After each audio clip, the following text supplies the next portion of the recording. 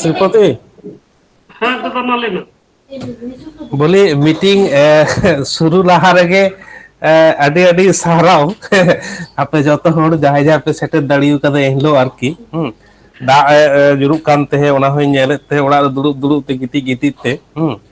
ᱛᱚ ᱡᱟᱦᱟᱸᱭ ᱡᱟᱦᱟᱸᱭ ᱯᱮ ᱥᱮᱴᱮᱨ ᱫᱟᱲᱮ ᱠᱟᱫᱟ ᱵᱟ ᱪᱮᱥᱴᱟ ᱠᱟᱫᱟ ᱯᱮ ᱱᱚᱣᱟ ᱞᱟᱹᱜᱤᱫ ᱫᱚ ᱤᱧᱟᱹᱝ ᱛᱚᱨᱚᱯ ᱵᱟ ᱟᱞᱮ ᱡᱚᱛᱚ ᱛᱚᱨᱚᱯ ᱠᱷᱚᱡ ᱜᱮ ᱟᱹᱰᱤ ᱟᱹᱰᱤ ᱥᱟᱨᱦᱟᱣ ᱟᱨᱠᱤ ᱜᱟᱞᱢᱟᱨᱟᱣ ᱢᱟᱞᱮ ᱟᱸᱡᱚᱢ ᱜᱮᱭᱟ ᱟᱨᱚ ᱰᱤᱴᱮᱞ ᱚᱥᱳᱠ ᱚᱥᱳᱠ ᱠᱤᱝᱵᱟ ᱥᱚᱥᱤᱫᱟ ᱟᱢ ᱡᱟᱦᱟᱸᱭ ᱡᱟᱦᱟᱸ ᱟᱨᱚ ᱯᱮ ᱛᱟᱦᱮᱸ ᱠᱟᱱᱟ ᱟᱵᱚᱨᱮᱱ ᱯᱟᱨᱥᱟᱞ ᱵᱟᱹᱵᱩ ᱟᱨᱚ ᱡᱟᱦᱟᱸᱭ ᱡᱟᱦᱟᱸᱭ ᱠᱚ ᱛᱟᱦᱮᱸ ᱠᱟᱱᱟ ᱦᱚᱭᱛᱳ ᱦᱮᱸ ᱜᱩᱦᱤᱨᱟᱢ ᱦᱚᱸ ᱢᱚᱱᱮ ᱦᱚᱭ ᱛᱟᱦᱮᱸ ᱠᱟᱱᱟᱭ ᱠᱷᱩᱵ ᱦᱮᱸ ᱦᱮᱸ ᱦᱮᱸ ᱥᱚᱢᱵᱷᱚᱵᱚᱛᱚ ᱯᱷᱚᱴᱤᱠ ᱦᱚᱸ ᱛᱟᱦᱮᱸ ᱠᱟᱱᱟᱭ ᱛᱚ ᱡᱚᱛᱚ ᱦᱚᱲ ᱜᱮ ᱡᱚᱛᱚ ᱦᱚᱲ ᱞᱟᱹᱜᱤᱫ ᱜᱮ ᱤᱧᱟᱹᱜ ᱛᱚᱨᱚᱯ ᱠᱷᱚᱱ ᱟᱹᱰᱤ ᱟᱹᱰᱤ ᱥᱟᱸᱫᱮᱥ ᱛᱟᱦᱮᱸᱭᱮᱱᱟ ᱟᱨᱠᱤ ᱦᱩᱞ ᱥᱟᱹᱦᱤ ᱡᱚᱦᱟᱨ ᱛᱟᱦᱮᱸᱭᱮᱱ ᱛᱤᱧᱟᱹ ᱟᱨᱠᱤ ᱴᱷᱤᱠ ᱟᱪᱪᱷᱟ ᱟᱪᱷᱮ ᱟᱪᱪᱷᱟ ᱟᱭᱢᱟ ᱥᱟᱨᱦᱟᱣ ᱫᱟᱫᱟ ᱴᱷᱤᱠ ᱜᱮᱭᱟ ᱟᱭᱢᱟ ᱥᱟᱨᱦᱟᱣ ᱵᱤᱯᱚᱱ ᱫᱟ ᱟᱨ ᱛᱮᱦᱮᱧᱟᱜ ᱡᱟᱦᱟᱸ ᱜᱟᱞᱢᱟᱨᱟᱣ ᱛᱟᱵᱚᱱ ᱡᱮ ᱡᱟᱦᱟᱸ ᱢᱤᱫᱴᱮᱱ ᱥᱚᱢᱚᱥᱥᱟ ᱥᱚᱵᱚᱝ ᱠᱚᱞᱮᱡᱽ ᱨᱮ ᱨᱟᱠᱟᱵ ᱟᱠᱟᱱᱟ ᱚᱱᱟ ᱨᱮᱭᱟᱜ ᱥᱚᱢᱟᱫᱷᱟᱱ ᱵᱟᱵᱚᱫ ᱛᱮᱜᱮ west Bengal Santal professor association ᱯᱟᱦᱴᱟ ᱠᱷᱚᱱ ᱥᱮ west Bengal scheduled tribe welfare association ᱢূᱞᱚᱛᱚ ᱱᱩᱠᱤᱱᱟᱜ ᱩᱫᱽᱫᱳᱜᱽ ᱛᱮ ᱟᱨᱦᱚᱸ ᱠᱤᱪᱷᱩᱜᱟᱱ ᱥᱚᱝᱜᱚᱴᱷᱚᱱᱟᱜ ᱜᱚᱲᱚ ᱥᱚᱯᱚᱦᱚᱫ ᱛᱮ 22 ᱛᱟᱹᱨᱤᱠᱷ ᱨᱮ ᱢᱮᱱᱢᱮ ᱦᱚᱞᱟᱱᱚᱜ ᱠᱚᱞᱮᱡᱽ ᱨᱮᱱ ᱯᱨᱤᱱᱥᱤᱯᱟᱞ ᱥᱟᱞᱟᱜ ᱧᱟᱯᱟᱢ ᱦᱩᱭ ᱞᱮᱱᱟ ᱛᱚ ᱱᱚᱣᱟᱨᱮ ᱟᱭᱢᱟ ᱜᱚᱝᱠᱮ ᱠᱚᱣᱟᱜ ᱜᱮ ᱪᱟᱞᱟᱜ ᱨᱮᱱᱟᱜ ᱟᱸᱥ ᱛᱟᱦᱮᱸ ᱠᱟᱱᱟ ᱢᱮᱱᱠᱷᱟᱱ ᱥᱮᱛᱟᱜ ᱠᱷᱚᱱᱟᱜ ᱮ ᱫᱟᱜ ᱮᱫᱟᱭ ᱟᱨ ᱟᱹᱰᱤ ᱥᱟᱺᱜᱤᱧ ᱥᱟᱺᱜᱤᱧ ᱠᱷᱟᱹᱛᱤᱨ ᱛᱮ ᱟᱹᱰᱤ ᱦᱚᱲᱜᱮ ᱦᱚᱭᱛᱳ ᱵᱟᱝᱠᱚ ᱥᱮᱴᱮᱨ ᱫᱟᱲᱮ ᱟᱠᱟᱫ ᱛᱟᱵᱚᱱᱟ ᱮᱱᱨᱮᱦᱚᱸ ᱟᱵᱚᱨᱮᱱ 8-9 ᱡᱚᱱ ᱞᱮᱠᱟ ᱠᱚ ᱥᱮᱴᱮᱨ ᱞᱮᱱᱟ ᱟᱭᱢᱟ ᱡᱟᱭᱜᱟ ᱠᱷᱚᱱᱟᱜ ᱵᱤᱵᱷᱤᱱᱱᱚ ᱡᱟᱭᱜᱟ ᱠᱷᱚᱱᱟᱜ ᱩᱱᱟᱹᱜ ᱫᱟᱜ ᱡᱟᱹᱯᱩᱫ ᱫᱮᱭᱟ ᱠᱟᱛᱮ ᱡᱚᱛᱚ ᱠᱤᱪᱷᱩ ᱯᱨᱚᱛᱤᱠᱩᱞ ᱯᱚᱨᱤᱥᱛᱷᱤᱛᱤ ᱛᱟᱦᱮᱸ ᱠᱟᱛᱮ ᱨᱮᱦᱚᱸ ᱠᱚ ᱥᱮᱴᱮᱨ ᱞᱮᱱᱟ ᱚᱱᱟᱛᱮ ᱥᱟᱱᱟᱢ ᱠᱚᱜᱮ ᱜᱩᱱᱢᱟᱱ ᱡᱚᱦᱟᱨ ᱟᱨ ᱥᱟᱨᱦᱟᱣᱤᱧ ᱪᱟᱞ ᱟᱠᱚ ᱠᱟᱱᱟ ᱟᱨ ᱡᱟᱦᱟᱸᱭ ᱠᱚ ᱯᱷᱤᱡᱤᱠᱮᱞᱤ ᱥᱮᱴᱮᱨ ᱵᱟᱝᱠᱚ ᱛᱟᱦᱮᱸ ᱫᱟᱲᱮ ᱠᱟᱣᱫᱟ ᱢᱮᱱᱠᱷᱟᱱ ᱢᱮᱱᱴᱟᱞᱤ ᱩᱱᱠᱩ ᱥᱮᱴᱮᱨ ᱠᱚ ᱛᱟᱦᱮᱸ ᱠᱟᱱᱟ ᱚᱱᱟ ᱦᱚᱸ ᱟᱞᱮᱭᱟᱜ ᱢᱟᱨᱟᱝ ᱢᱤᱫᱴᱮᱱ ᱫᱟᱲᱮ ᱛᱟᱦᱮᱸ ᱠᱟᱱ ᱛᱟᱞᱮᱭᱟ ᱡᱟᱦᱟᱸᱭ ᱠᱚᱞᱮ ᱥᱮᱱ ᱞᱮᱱᱟ ᱡᱮ ᱟᱞᱮ ᱛᱟᱭᱚᱢ ᱨᱮ ᱦᱮᱱᱟᱜ ᱠᱚᱣᱟ ᱟᱭᱢᱟ ᱜᱟᱱ ᱡᱷᱚᱛᱚ ᱯᱨᱚᱯᱷᱮᱥᱟᱨ ᱠᱚᱜᱮ ᱢᱮᱱᱟᱜ ᱠᱚᱣᱟ ᱟᱨ ᱥᱟᱱᱟᱢ ᱠᱚᱜᱮ ᱜᱚᱲᱚ ᱥᱚᱯᱚᱦᱚᱫ ᱠᱚ ᱮᱢ ᱮᱫᱟ ᱛᱚ ᱱᱚᱝᱠᱟ ᱞᱮᱠᱟᱱ ᱯᱟᱹᱛᱭᱟᱹᱣ ᱥᱮ ᱱᱚᱝᱠᱟ ᱞᱮᱠᱟᱱ ᱫᱟᱲᱮ ᱠᱷᱚᱱ ᱜᱮ ᱟᱞᱮ ᱞᱮ ᱥᱮᱴᱮᱨ ᱞᱮᱱᱟ ᱟᱨ ᱚᱸᱰᱮ ᱪᱮᱫ ᱠᱚ ᱜᱟᱞᱢᱟᱨᱟᱣ ᱦᱩᱭ ᱠᱟᱱᱟ ᱚᱱᱟ ᱠᱚᱦᱚᱸ ᱦᱟᱸᱜ ᱟᱞᱳᱪᱚᱱᱟᱭ ᱦᱩᱭᱩᱜᱼᱟ ᱛᱚ ᱚᱱᱟ ᱞᱟᱦᱟᱨᱮ ᱡᱟᱦᱟᱸᱭ ᱠᱚᱠᱚ ᱥᱮᱴᱮᱨ ᱞᱮᱱᱟ ᱡᱟᱹᱥᱛᱤ ᱠᱟᱭᱛᱮ ᱥᱚᱥᱤᱠᱟᱱᱛᱚ ᱫᱟ ᱚᱥᱳᱠ ᱫᱟ ᱟᱨ ᱯᱟᱨᱥᱟᱞ ᱫᱟᱭ ᱛᱟᱦᱮᱸ ᱠᱟᱱᱟ ᱟᱨ ᱯᱷᱚᱴᱤᱠ ᱵᱟᱵᱩᱭ ᱛᱟᱦᱮᱸ ᱠᱟᱱᱟ ᱜᱩᱨᱩᱫᱟᱥ ᱵᱟᱵᱩ ᱟᱨ ᱜᱩᱦᱤᱨᱟᱢ ᱵᱟᱵᱩᱭ ᱛᱟᱦᱮᱸ ᱠᱟᱱᱟ ᱟᱨ ᱯᱤᱱᱴᱩ ᱥᱤᱴ ᱱᱚᱝᱠᱟ ᱞᱮᱠᱟ ᱵᱮᱥ ᱠᱤᱪᱷᱩ ᱡᱚᱱ ᱟᱨᱚ ᱮᱴᱟᱜ ᱮᱴᱟᱜ ᱥᱚᱝᱜᱚᱴᱷᱚᱱ ᱠᱷᱚᱱᱟᱜ ᱠᱤᱪᱷᱩ ᱠᱚ ᱛᱟᱦᱮᱸ ᱠᱟᱱᱟ ᱟᱨ ᱠᱤᱪᱷᱩᱜᱟᱱ ᱜᱚᱝᱠᱮᱭᱟᱜ ᱫᱚ ᱪᱟᱞᱟᱣ ᱨᱮᱭᱟᱜ ᱠᱟᱛᱷᱟ ᱛᱟᱦᱮᱸ ᱠᱟᱱᱟ ᱢᱮᱱᱠᱷᱟᱱ ᱵᱟᱝᱠᱚ ᱥᱮᱱ ᱫᱟᱲᱮ ᱠᱟᱣᱫᱟ ᱛᱚ ᱴᱷᱤᱠᱟᱹᱱ ᱜᱮᱭᱟ ᱛᱚ ᱚᱱᱟ ᱞᱮᱠᱟ ᱛᱮᱜᱮ ᱜᱟᱞᱢᱟᱨᱟᱣ ᱠᱚ ᱦᱩᱭᱱᱟ ᱟᱨ ᱜᱟᱞᱢᱟᱨᱟᱣ ᱪᱚᱞᱟᱠᱟলীᱱ ᱢᱟᱱᱮ ᱯᱨᱤᱱᱥᱤᱯᱟᱞ ᱯᱳᱭᱞᱳ ᱨᱮᱫᱚ ᱟᱡ ᱞᱮᱠᱟ ᱠᱟᱛᱮ ᱡᱩᱠᱛᱤ ᱥᱟᱡᱟᱣ ᱨᱮᱭᱟᱜ ᱮ ᱪᱮᱥᱴᱟᱭᱮᱫ ᱛᱟᱦᱮᱱ ᱛᱚ ᱚᱱᱟ ᱥᱚᱢᱚᱭ ᱡᱟᱦᱟᱸᱭ ᱠᱚ ᱥᱮᱴᱮᱨ ᱠᱚ ᱛᱟᱦᱮᱸ ᱠᱟᱱᱟ ᱮᱠᱫᱚᱢ ᱴᱮᱠᱱᱤᱠᱮᱞᱤ ᱡᱟᱦᱟᱸ ᱡᱟᱭᱜᱟ ᱨᱮ ᱥᱟᱵ ᱫᱚᱨᱠᱟর ᱥᱮ ᱡᱟᱦᱟᱸ ᱠᱚ ᱡᱟᱭᱜᱟ ᱞᱟᱹᱭ ᱫᱚᱨᱠᱟর ᱱᱚᱝᱠᱟᱱᱟᱜ ᱠᱤᱪᱷᱩ ᱠᱤᱪᱷᱩ ᱠᱟᱛᱷᱟ ᱠᱚ ᱥᱟᱵ ᱨᱟᱠᱟᱵ ᱟᱠᱟᱫᱟ ᱚᱱᱟ ᱢᱚᱫᱽᱫᱷᱮᱨᱮ ᱥᱚᱥᱤᱠᱟᱱᱛᱚ ᱫᱟ ᱡᱮᱢᱚᱱ ᱢᱤᱫᱴᱮᱱ ᱠᱷᱩᱵ ᱵᱷᱟইᱴᱟᱞ ᱯᱚᱭᱮंᱴ ᱮ ᱥᱟᱵ ᱨᱟᱠᱟᱵ ᱟᱠᱟᱫᱟᱭ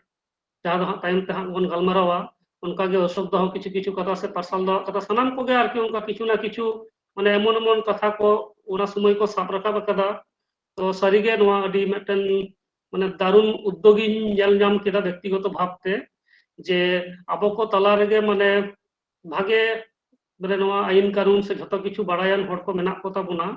ᱡᱩᱫᱤ ᱢᱤᱫ ᱥᱟᱶᱛᱮᱵᱚᱱ ᱛᱟᱦᱮᱸᱱᱟ ᱥᱮᱵᱚᱱ ᱛᱟᱲᱟᱢᱟ ᱛᱟᱦᱚᱞᱮ ᱠᱷᱟᱱ ᱫᱚ ᱯᱟᱞᱮᱱ ᱛᱟᱭᱚᱢ ᱫᱟᱨᱟᱢ ᱡᱟᱦᱟᱱ ᱟᱱᱟᱴ ᱮᱴᱠᱮᱴᱚᱬᱮ ᱜᱮ ᱵᱟᱝ ᱦᱤᱡᱩᱜᱼᱟ ᱟᱨ ᱚᱱᱟ ᱥᱟᱶ ᱥᱟᱶᱛᱮ ᱟᱨ ᱢᱤᱫᱴᱮᱱ ᱠᱟᱛᱷᱟᱧ ᱞᱟᱹᱭᱟ ᱡᱮ ᱱᱚᱰᱮ ᱡᱟᱦᱟᱸ ᱧᱟᱯᱟᱢ ᱦᱩᱭᱱᱟ ᱱᱚᱣᱟ ᱜᱮ ᱯᱳᱭᱞᱳ ᱧᱟᱯᱟᱢ ᱠᱟᱱᱟ ᱱᱚᱣᱟ ᱯᱨᱚᱯᱷᱮᱥᱟᱨ ᱠᱚ ᱢᱩᱫᱽᱨᱮ ᱟᱹᱰᱤᱜᱟᱱ ᱠᱚ ᱛᱟᱞᱟ ᱨᱮᱜᱮ ᱯᱳᱭᱞᱳ ᱯᱷᱤᱡᱤᱠᱮᱞᱤ ᱧᱟᱯᱟᱢ ᱦᱚᱭᱛᱳ ᱵᱷᱟᱨᱪᱩᱣᱟᱞᱤ ᱧᱟᱯᱟᱢ ᱦᱩᱭ ᱠᱟᱱᱟ ᱢᱮᱱᱠᱷᱟᱱ ᱧᱟᱯᱟᱢ ᱠᱟᱛᱮ ᱚᱠᱟ ᱡᱚᱠᱷᱚᱡ ᱦᱚᱸ ᱵᱟᱝ ᱢᱚᱱᱮ ᱦᱩᱭ ᱠᱟᱱᱟ ᱡᱮ ᱱᱩᱠᱩ ᱫᱚ ᱱᱟᱣᱟ ᱦᱚᱲ ᱥᱟᱞᱟᱜ ᱧᱟᱯᱟᱢ ᱦᱩᱭᱩᱜ ᱠᱟᱱᱟ ᱱᱟᱣᱟ ᱦᱚᱲ ᱢᱤᱫ ᱥᱟᱶ ᱛᱮᱞᱮ ᱡᱟᱣᱨᱟ ᱟᱠᱟᱱᱟ ᱢᱤᱫᱴᱮᱱ ᱰᱮᱯᱩᱴᱮᱥᱚᱱ ᱥᱮ ᱢᱮᱢᱳᱨᱮᱱᱰᱟᱢ ᱞᱮ ᱮᱢ ᱮᱫᱟ ᱱᱚᱝᱠᱟ ᱫᱚ ᱤᱧᱟᱹᱜ ᱢᱚᱱᱮᱨᱮ ᱢᱤᱫ ᱫᱷᱟᱣ ᱵᱟᱝ ᱦᱮᱡ ᱟᱠᱟᱱᱟ ᱢᱚᱱᱮ ᱦᱩᱭ ᱠᱟᱱᱟ ᱦᱚᱭᱛᱳ ᱟᱹᱰᱤ ᱫᱤᱱ ᱠᱷᱚᱱᱟᱜ ᱜᱮ ᱡᱟᱦᱟᱸᱭ ᱠᱚ ᱥᱮᱴᱮᱨ ᱟᱠᱟᱱᱟ ᱩᱱᱠᱩ ᱛᱟᱞᱟᱨᱮ ᱥᱟᱹᱜᱟᱹᱭ ᱛᱟᱦᱮᱸ ᱠᱟᱱᱟ ᱛᱚ ᱤᱧᱟᱹᱜ ᱱᱚᱣᱟ ᱵᱮᱠᱛᱤᱜᱚᱛᱚ ᱚᱱᱩᱵᱷᱩᱛᱤ ᱠᱟᱱᱟ ᱵᱟᱹᱠᱤ ᱠᱚᱦᱚᱸ ᱠᱚ ᱞᱟᱹᱭᱟ ᱛᱚ ᱚᱱᱟ ᱡᱟᱭᱜᱟ ᱨᱮ ᱱᱤᱛᱚᱜ ᱢᱤᱫ ᱵᱟᱨ ᱠᱟᱛᱷᱟ ᱚᱱᱟ ᱤᱫᱤ ᱠᱟᱛᱮ ᱜᱮ ᱥᱚᱥᱤᱠᱟᱱᱛᱚ ᱫᱟ ᱞᱟᱹᱭ ᱞᱟᱹᱜᱤᱫ ᱤᱧ ᱱᱮᱦᱚᱨᱟᱭ ᱠᱟᱱᱟ ᱡᱮ ᱚᱸᱰᱮᱱᱟᱜ ᱡᱟᱦᱟᱸ ᱜᱷᱚᱴᱚᱱᱟ ᱠᱚ ᱥᱮ ᱡᱟᱦᱟᱸ ᱞᱮᱠᱟᱛᱮ ᱟᱞᱳᱪᱚᱱᱟ ᱠᱚ ᱞᱟᱦᱟᱣ ᱠᱟᱱᱟ ᱥᱚᱥᱤᱠᱟᱱᱛᱚ ᱫᱟ ᱦᱮᱸ ᱥᱟᱱᱟᱢ ᱠᱚᱜᱮ ᱢᱟᱱᱮ ᱟᱭᱢᱟ ᱥᱟᱨᱦᱟᱣ ᱥᱟᱶᱛᱮ ᱜᱩᱱᱚᱢᱟᱱ ᱡᱚᱦᱟᱨ ᱦᱚᱸ ᱛᱟᱦᱮᱱ ᱠᱟᱱ ᱜᱮᱭᱟ᱾ ᱴᱷᱤᱠᱟᱹᱱ ᱜᱮ ᱥᱨᱤᱯᱚᱛᱤ ᱜᱚᱝᱠᱮ ᱟᱨᱠᱤ ᱤᱧ ᱜᱮ ᱯᱩᱭᱞᱟᱹ ᱢᱮᱱ ᱨᱮᱱᱟᱜ ᱫᱟᱣ ᱮᱢᱟᱫᱤᱧᱟ᱾ ᱱᱚᱣᱟ ᱫᱚ ᱚᱥᱳᱠ ᱵᱟᱵᱩᱭ ᱢᱮᱱ ᱞᱮᱠᱷᱟᱱ ᱟᱨᱚ ᱱᱟᱯᱟᱭ ᱥᱟᱺᱦᱤᱡ ᱮ ᱢᱮᱱ ᱫᱟᱲᱮ ᱠᱮᱭᱟ ᱨᱤᱯᱳর্টিং ᱫᱚ ᱟᱨ ᱪᱮᱫ ᱛᱚ পুরোটা মানে পুরো যাহা মানে ইয়ে ডেপুটেশন রেনাᱜ যাহা মানে ম্যারাথন মিটেন গালমারাও হই কানা সে পুরোটা ᱫᱚ কভার ᱫᱚ সম্ভব ᱵᱟᱝ ᱠᱟᱱᱟ ᱤᱧ ᱯᱚᱠᱠᱷᱮ ᱫᱚ ᱮকক ᱵᱷᱟবে ᱫᱚ ᱠᱤᱪᱷᱩ ᱫᱚ ᱢᱤᱥᱚᱜ ᱜᱮᱭᱟ᱾ তো যাকে ᱤᱧ কিছু মানে খুব শর্ট সামারি কাতে কিছু কথাᱧ ᱞᱟᱹᱭᱫᱟ ᱟᱨ ᱚᱱᱟ ᱛᱟᱭᱚᱢ ᱨᱮ ᱤᱧ ᱟᱥᱤᱧ ᱫᱚᱦᱚᱭᱟ ᱟᱵᱚᱨᱮᱱ ᱚᱥᱳᱠ ᱵᱟᱵᱩ ও পার্সাল বাবু সানাম হᱲ ᱜᱮ ᱱᱚᱣᱟ ᱵᱚᱱ শেয়ার আর ᱪᱮᱫ বিষয় ᱫᱚ ᱦᱩᱭᱩᱜ ᱠᱟᱱᱟ ᱯᱩᱭᱞᱳ ᱨᱮᱜᱮ ᱡᱟᱦᱟᱸ ᱠᱟᱛᱷᱟ মানে ᱢᱮᱱ ᱥᱟᱱᱟᱧ ᱠᱟᱱᱟ ᱟᱨ ᱪᱮᱫ প্রচুর ডেপুটেশন ᱤᱧ ᱮᱢ ᱠᱟᱫᱟ ᱤᱧ ᱫᱚ ᱥᱚᱠᱷᱟᱱᱮᱠ ᱫᱚ ᱢᱤᱱᱤᱢᱟᱢ ᱦᱩᱭᱩᱜ ᱜᱮᱭᱟ ᱢᱮᱱᱠᱷᱟᱱ ᱮᱴᱟᱜ ᱡᱟᱦᱟᱸ ᱰᱮপুটেশন ᱠᱚ ᱚᱱᱟ ᱠᱷᱚᱱ ᱱᱚᱣᱟ ᱨᱮ ᱢᱤᱫᱴᱮᱱ ᱟᱞᱟᱫᱟ ᱢᱤᱫᱴᱮᱱ ᱪᱮᱫ ᱢᱮᱱᱟ ᱢᱤᱫᱴᱮᱱ ᱚᱱᱩᱵᱷᱩᱛᱤᱧ ᱧᱟᱢ ᱠᱟᱫᱟ এবং আᱹᱰᱤ ᱨᱟᱹᱥᱠᱟᱹᱧ ᱵᱩᱡ ᱠᱮᱫᱟ ᱪᱮᱫ ᱮᱠᱪᱩয়ালি যত ইন্টেলেকচুয়াল পার্সন মানে ম্যাক্সিমাম ᱜᱮ তাহে কানা বন বা তাহে কানা পে ফলে গালমারাও ᱫᱚ ᱟᱹᱰᱤ ᱪᱮᱦᱨᱟ ᱜᱮ ᱦᱩᱭ ᱠᱟᱱᱟ ᱮᱠᱪᱩয়ালি ᱡᱚᱠᱷᱚᱱ ᱟᱵᱚ ᱵᱚᱱ ᱥᱮᱴᱮᱨᱮᱱᱟ ᱪᱮᱫ ᱯᱩᱭᱞᱳ ᱨᱮᱫᱚ ᱱᱚᱝᱠᱟᱱ ᱢᱤᱫᱴᱮᱱ পরিবেশ এমনি থেকে তো প্রাকৃতিক পরিবেশ মা গোলমাল তাহে কান গিয়া তারপর অঁডে সেটের কাতেদ যখন একেবারে পুইলে সেন দো সজনীকান্ত যাহা মহাবিদ্যালয় ওনা সামাং রে সেটের কাতেদ প্রায় মানে আবো যাহাই মানে আবো গাতাক রেন আর চিন আদিবাসী গাতাক রেন যাহা মানমিয়া এক্সপেকটেশন তাহে কানা চিন উনাগ গান হড় লে ᱧᱟᱢ ᱧᱟᱢ ᱠᱚᱣᱟ যেহেতু কিছু খবর অল্প স্বল্প ᱫᱚ ᱮᱢ ᱦᱩᱭ ᱠᱟᱱᱟ ᱚᱱᱟ ᱯᱩᱭᱞᱳ ᱥᱮᱫ ᱫᱚ ᱵᱟᱝ ᱧᱮᱞ ᱞᱮᱱᱟ ᱯᱷᱚᱞᱮ ᱢᱤᱫᱴᱮᱱ ᱢᱤᱫᱴᱮᱱ ᱟᱨ ᱪᱮᱫ ᱢᱤᱫᱴᱮᱱ দুর্বলতা কি যাই হোক নঙ্কা মিটা মনে হয় কান থাকেন যে ইস নুন মারা মিটেন আবো বন সেটেরে কোনো সাঙ্গি সাইন খন আর কিছু মানে এলাকার হও কিছু কথা দো ফোন টোন হই কান গিয়া ইᱧ হো ব্যক্তিগত ভাবে কিছু হনি ফোন কো থাকেন মানে নোয়া আলেয়া নিজস্ব অর্গানাইজেশন পার্টা খন তো মনে হইল যে কিছু হড় খুঁজে কিন্তু অ্যাকচুয়ালি ওটা এমন বন্যা হই কানা কয়েকদিন যাবত মানে 5-6 দিন পুরোপুরি সবং হানাসা দো পুরোপুরি ব্লক কানা রাস্তাঘাট একদম পুরো বন্ধ আছে ফলে ওনা হড় দো পুইলো দো বাং কো থাকানা পরে পরবর্তী সময় দো বেশ কো হেজ নাকো এবং মানে একটা লাহা আর চিত মোটামুটি চিন মানে মোটামুটি 12টা 15-20 খন মাইক থেকে যাহা ব্যবস্থা থাকানা মাইক রে যথেষ্ট গালমারাও হইনা গালমারাও কাতে মানে লোকাল হড় বেশ কিছু কো তাহে কানা উনকু আᱹᱰᱤ উৎসাহ মানে রেগড়া টামাক নোয়া কো আগু লেদা কো নোয়া হᱚᱸ খুব আᱹᱰᱤ ভাগি বুঝনা ᱤᱧ ᱫᱚ সামারি দিই নেক্সট যখন বলো এনালে বলো পরে যথারীতি যাহা অ্যাটেন্ডমেন্ট সিগনেচার করা হয় না নোয়া নিয়ম কান গিয়া সিগনেচার কাতে একেবারে আলে পুরো ইদিকে লিয়াকু ওটা সুর খন প্রিন্সিপাল রুম রে প্রিন্সিপাল দো লাহা খন তাহে কান গিয়া আর প্রিন্সিপাল সঙ্গে তাহে কানা কো মোটামুটি 4 hor puylo do 4 hor ko tahe kana nyutum do dise bonua ni hotete unko do muslim nyutum kana maximum ge nyutum do dise bonua তো লোকাল যাহা অঁডে ইয়ে কানায় পঞ্চায়েতের প্রধান মহিলা আছেন উনি তাহে কানা আর গভর্নিং বডি রেন উনি রেন হাজবেন্ড উনি তাহে কানা আরো ভালো কিন তাহে কানা মিটে তো মানুষ ভুইয়া রেন একেবারে মানে ডান হাত যাহা কোন তাহে কানা উনি তাহে কানা মানে টোটাল উনকু 4 hor ko tahe kana pe hor do governing body রেন মেম্বার আর মিন hor do উনি পঞ্চায়েত রেন প্রধান আছে তো যথারীতি যাহা কুশল বিনিময় কাতে দুড়ুব হইনাম যথারীতি যাহা লেকা আপ্যায়ন লাক্তি কানা কলেজ পাঠা কোন ওনা নিয়ম কান গিয়া বাহারে কো যাহা ডেপুটেশন কুইজু সে গালমার লাগি সৌজন্যমূলক সাক্ষাৎকার কিছু নোয়া দো মিটেন সিস্টেম কানা যে উনকু সঙ্গে দো ভাগি গে ব্যবহার করা হইবা তো যথারীতি দুড়ুব নালে দুড়ুব কাতে পুইলে রেগে আছে মিটেন পরিচিতি পর্ব হই না পরিচিতি পর্ব হই কাতে ই সামারি দি আছে পরিচিতি পর্ব হই কাতে পার্সাল বাবু গালমারাও এতহব কেতেলে যে নডে হেজ রেনা উদ্দেশ্য চিত কানা অকয় কলে হেজ কানা আর মানে মিটেন বেসিক চিত কো বিষয় কানা খুব খাটো মাচেতে আডি চেহারা একদম একদম মানে আডি চেহারা বোল্ডলি একদম একদম মানে পরিষ্কার ভাবে ওনা কথায় বাখেড় কেদা সামারি কাতে তারপরে গে তখন তো কিন্তু ওনা যাহা দাবি পত্র কানা যাহা কো ইদি কেদা ওনা কোদো এম বাং হই কানা আলে লাহা করে গালমারাও লেদালে যে আলে নোম দা রিড আউট আলে আছে নোয়া চিট চিট আলে খয় দালে আর তারপর প্রত্যেকটি পয়েন্ট ওয়াইজ গালমারাও হইবা মেনখান ওনা লাহা রেগে প্রিন্সিপাল পুইলে সেন দো উনি যাহা পদাধিকারিক ব্যক্তি কানায় প্রচুর হড়ে নেল কাট কোয়া প্রচুর ডেপুটেশন নেল কাদা নঙ্কা মিটেন মানসিকতাতে উনি কিন্তু আজ লেখা কাতে মিটেন ᱜᱟᱞᱢᱟᱨᱟᱣ ᱠᱤᱱᱛᱩ ᱮᱦᱚᱵ ᱞᱮᱫᱟ ᱠᱷᱩᱵ ᱢᱟᱱᱮ ᱠᱷᱩᱵ ᱠᱮᱡᱩয়ালি ᱵᱷᱟᱵ ᱠᱟᱛᱮ ᱦᱚᱭᱛᱚ ᱢᱚᱱᱮ ᱦᱩᱭ ᱞᱮᱱᱟ ᱯᱩᱭᱞᱳ ᱥᱮᱱ ᱫᱚ ᱚᱱᱟ ᱮᱦᱚᱵ ᱠᱮᱫᱟᱭ ᱢᱮᱱᱠᱷᱟन ᱚᱱᱟ ᱜᱟᱞᱢᱟᱨᱟw মানে যেরকম গালমারাও মুᱪᱟᱹᱫ ᱮᱫᱟ ᱚᱱᱠᱟ ᱢᱤᱫᱴᱮᱱ মানে পুরোটা উনি মিটটেন মানে গালমারাও আয়াং পাহাটা ᱠᱷᱚᱱ ᱚᱱᱟ ᱢᱤᱫᱴᱮᱱ ᱜᱟᱞᱢᱟᱨᱟᱣ ᱢᱤᱫᱴᱮᱱ ᱢᱩᱠᱷᱚᱵᱚᱱᱫᱚ ᱞᱮᱠᱟᱭ ᱫᱚᱦᱚ ᱠᱮᱫᱟᱭ ᱩᱱ ᱡᱚᱠᱷᱚᱱ ᱟᱫᱚ ᱢᱮᱱ ᱦᱩᱭᱱᱟ ᱯᱟᱨᱥᱟᱞ ᱵᱚᱭ ᱢᱮᱱ ᱠᱮᱫᱟ ᱥᱮ ᱥᱤᱯᱩᱫᱩ ᱵᱚᱭ ᱛᱟᱦᱮᱸ ᱠᱟᱱᱟ ᱱᱩᱠᱩ ᱢᱮᱱ ᱦᱩᱭᱱᱟ ᱡᱮ ᱵᱟᱝ ᱟᱞᱮ ᱢᱤᱫᱴᱮᱱ ᱚᱞ ᱠᱟᱛᱮ ᱞᱮ ᱟᱹᱜᱩ ᱠᱟᱫᱟ ᱚᱱᱟ ᱟᱞᱮ ᱯᱚᱨᱤষ্কার ভাবে ᱞᱮ ᱯᱟᱲᱦᱟᱣᱟ ᱯᱟᱲᱦᱟᱣ ᱠᱟᱛᱮ ᱢᱤᱢᱤᱫᱴᱮᱱ পয়েন্ট ᱟᱛᱮ কিন্তু আবে গালমারাও হবন আর ওনা গালমারাও তালাতে মিমিটেন পয়েন্ট রেনা সোজাসুজি যাহা কানা মানে আপে কলেজ কর্তৃপক্ষ প্রিন্সিপাল এবং যাহাই কো আপে কলেজ কর্তৃপক্ষ মানে রিপ্রেজেন্টেটিভ নডে उनको পরিষ্কার ভাবে আলে নয়া যা কোয়ারি কানা আলে যা দাবি কানা ওনা না আলে কিন্তু তেলালে খয়দা তো যথারীতি অশোক বাবু আছেন উনি একদম পুরো একদম মানে পুইলে খন মুচাᱹᱫ ধাবি আবওয়া যা মেনাগᱼᱟ মানে মেমোরেন্ডাম সে দাবি পত্র ᱚᱱᱟ ᱯᱩᱨᱟᱹᱯᱩᱨᱤ রিড আউট কেদা মানে পাড়াও কাতে আঞ্জমাত কোয়া যত হড়গে তারপর যথারীতি পয়েন্ট সাব হইনা পয়েন্ট সাব কাতে পুইলে তো কিন্তু বলো তারা কিন্তু পুইলে রে কিন্তু না জাতি বিদ্বেষ না যা কথা ওনা কো প্রিন্সিপাল অন্তে কয় হাব লিদায় মেটার্নিটি লিভ মানে জাসে পারম গল লিদা যত কিছু কিন্তু আরো যখন অশোক বাবু পড়াও কেদা তখন পুনরায় প্রত্যেকটি পয়েন্ট আতে গালমারাও হইনা এবং কোশ্চেন এবং ক্রস কোশ্চেন বানার গে চালু না পুইলে যেমন যাহা যাহা দো ম্যাটারনিটি লিভ নিয়ে যাহা কথা হয় না ওনা ম্যাটারনিটি লিভ নিয়ে দো মানে মেন হয় না চিদা নংকা যে মিটে যাহা